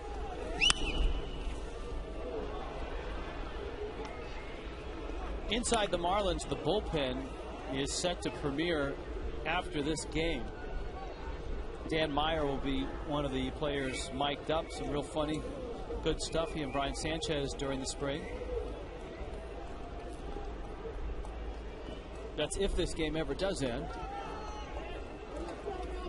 If not, we'll just go mic him up for this game. 2-2, and he spins out towards second. I understand some funny stuff in the outtakes. We haven't answered that fan's question about you looking like Tom Petty. Here's the 2-2. Hold foul. I'm still free falling, so I don't know. Well, the guys in the truck that are having to work overtime are efforting right now to. There it is. Now that's the card that was on that website that I talked about. The 10 pleasingly hideous baseball cards from the 70s. Yeah, that's not the Tom Petty look. I didn't have the Tom Petty look that day. I like the look of that card. Again, the description of that card. Well, they're questioning choking up on the bat, and I'm saying, well, just check the stats and check out the walks and strikeouts ratio. That's all. It says he knows as if it's not going to last forever, which is fitting. That was true. That part was true. Since he's on the Montreal Expos, and the Expos didn't last forever. And this, the guy who wrote that is an Expos fan.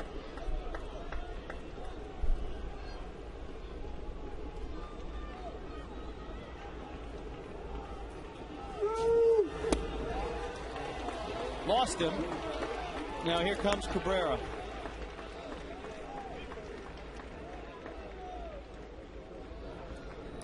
Orlando Cabrera is 1 for 5.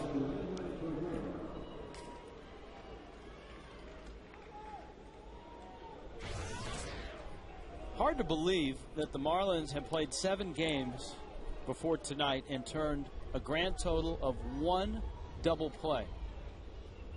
But tonight, they've turned 2. This guy's a tough out. He's in his long career, Orlando Cabrera has gotten a lot of clutch base hits.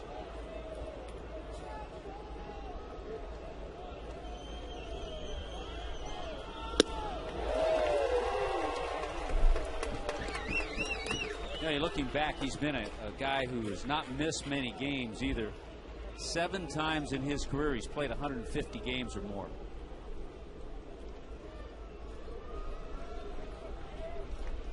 That's not easy for a shortstop.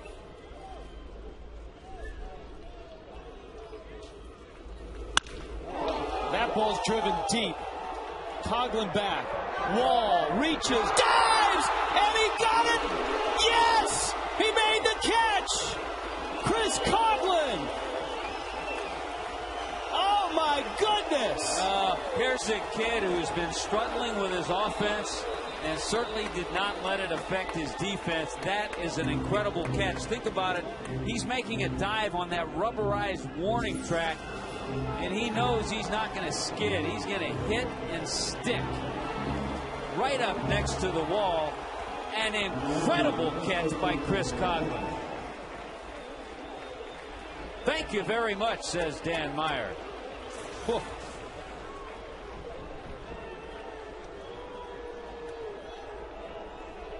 But Meyer still needs to get Joey Votto to get out of the inning. And guess who leads off the bottom of the 10th? Chris Coghlan. It's baseball law. Or 11th inning, excuse me. You're right.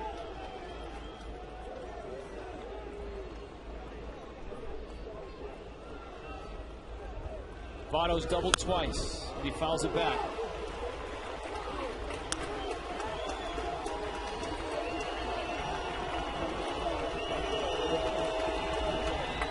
Dickerson. Stubbs.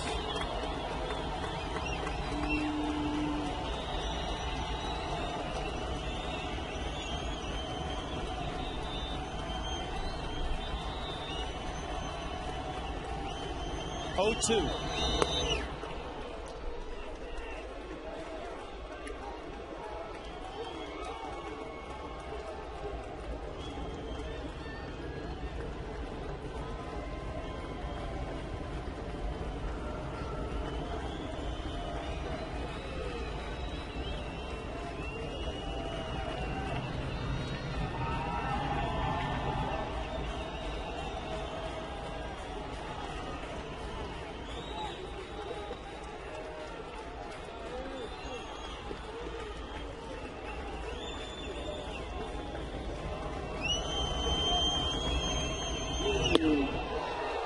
Just missed him. And it's 2-2. Votto had such a big year last year. 5th in the National League in hitting. 4th in on-base percentage. 5th in slugging percentage. Yeah, Joey Votto was 1 point ahead of Chris Coglin with his .322 average.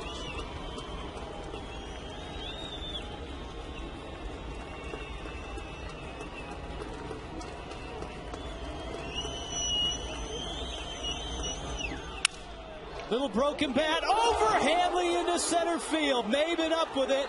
Dickerson comes home and scores. And the Reds have a 9-8 lead, and Votto does it again.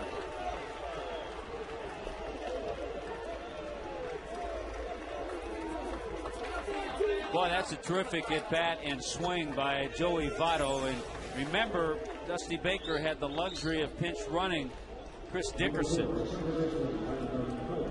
Almost had this ball, but it was shot out there very hard. Hanley Ramirez couldn't get to it. Votto with a sweet swing. And the Reds take the lead. Now Meyer has to keep it at 1 run. And Brandon Phillips has 3 hits tonight.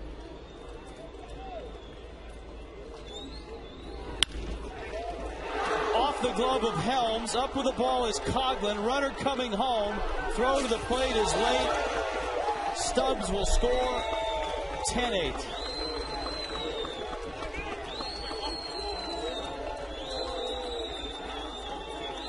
Well, what a night for Brandon Phillips.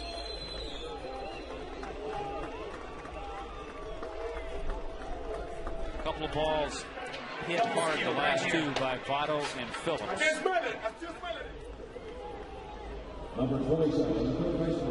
Here's Rowland.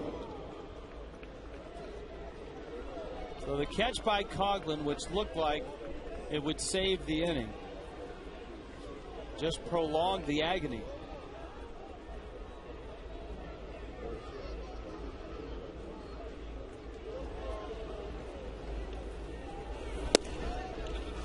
Meyer misses inside to Rowland.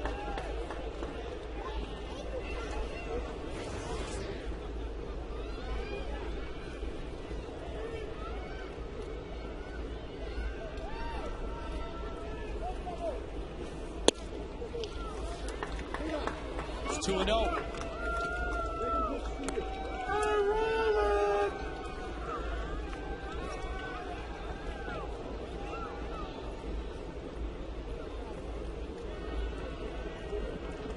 Votto and Phillips on base. Rowland being patient. Nobody in the Marlins bullpen. Meyer is essentially the last man standing, unless in an emergency the Marlins had to go to Hensley or Badenhop. Both those 2 worked last night. Both those 2 worked on Sunday. Badenhop worked on Saturday. Hensley worked on Friday. Badenhop on Thursday.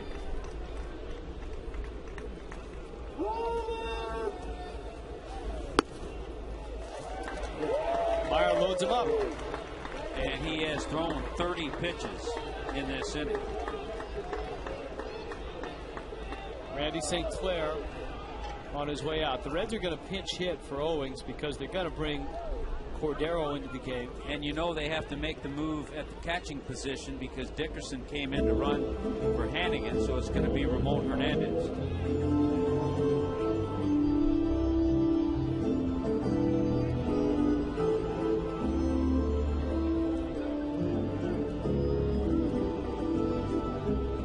Yeah, I think this is one of those games, Rich, that on the outside, someone who didn't see the whole picture would say, well, Dusty Baker outmanaged Freddie Gonzalez tonight. He didn't. He was just able to because of the men he had left, because of the way the game was. Yeah, and what Freddie had to do earlier in the game. He had an early lead. He had a starter that got deeper than the Marlins starter in Bronson Arroyo. The Marlins had to get creative to come back. They did. They tied it at 8, but the Reds have 2 here in the 11th.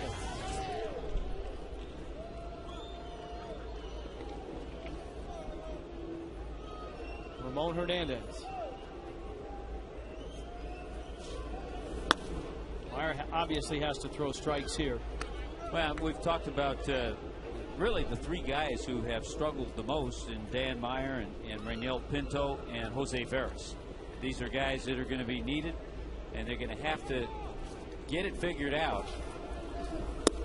Or as I said last night, things will be tough.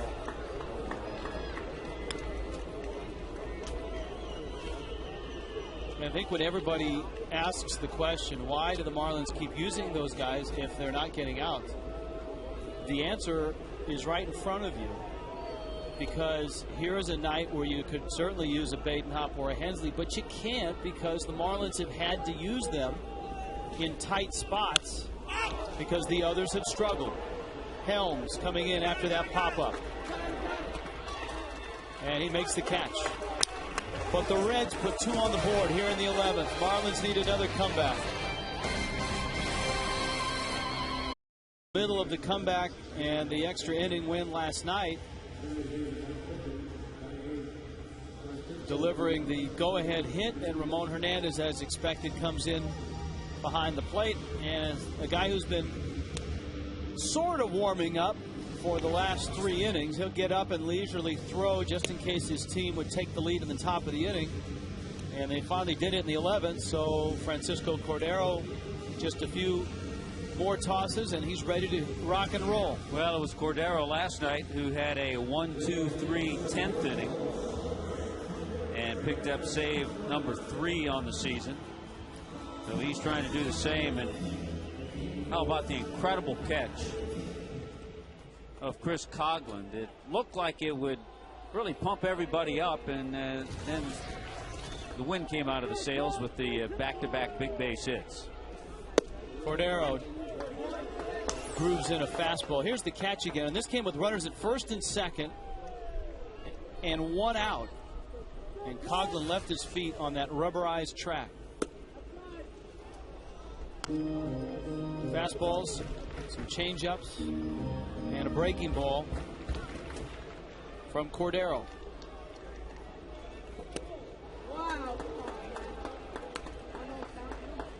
And he'll throw in a splitter or 2. It just has all around good stuff. Yeah, he's no picnic. He's 35, out of the Dominican Republic, his 3rd year with the Reds.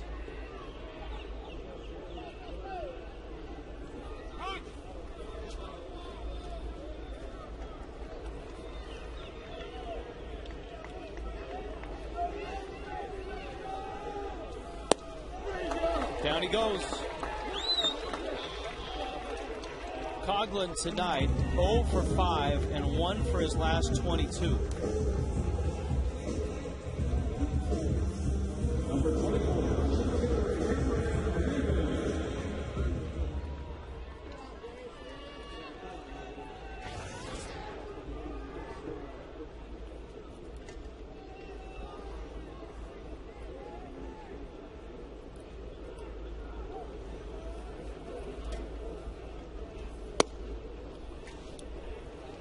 Cordero misses to Cameron Maben. Robert and Davey, one of our final emails. He was at the 20-inning game in 2003 when Carl Pavano ultimately came into pitch. At what point would the Marlins consider putting someone like Anibal Sanchez into pitch if they have to save Hensley and the hopper? That's from Robert and Davey. Can't rule that out. But the Marlins have to get there first. And I believe Carl was the losing pitcher in that game. What's the longest game that you ever played? Not sure the longest game, but I remember a doubleheader that started late, rain delays. Second game was extra innings, and it ended about 3 or 4 in the morning. At the Vet? At the Vet. Yeah, a rainy night at the Vet. A lot going on around the Vet at 3 or 4 in the morning. Maben down on strikes. Cordero's made quick work of Coghlan and Maven. And all that stands between Cordero and save number 4, the Reds and win number 5, is Hanley Ramirez.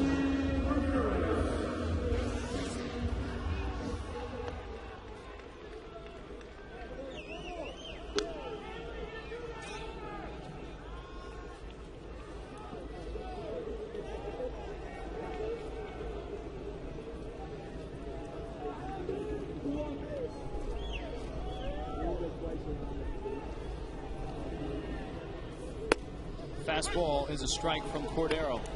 No television tomorrow, so come out to the ballpark or listen on the Marlins radio network. Chris Volstad and Homer Bailey. This is a night that Homer Bailey should have pitched. The Reds hit 2 3-run homers. The Marlins had a 3-run shot.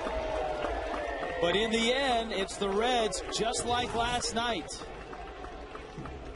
The Marlins tie it, get to extra innings, only to have the Reds win it. And tonight,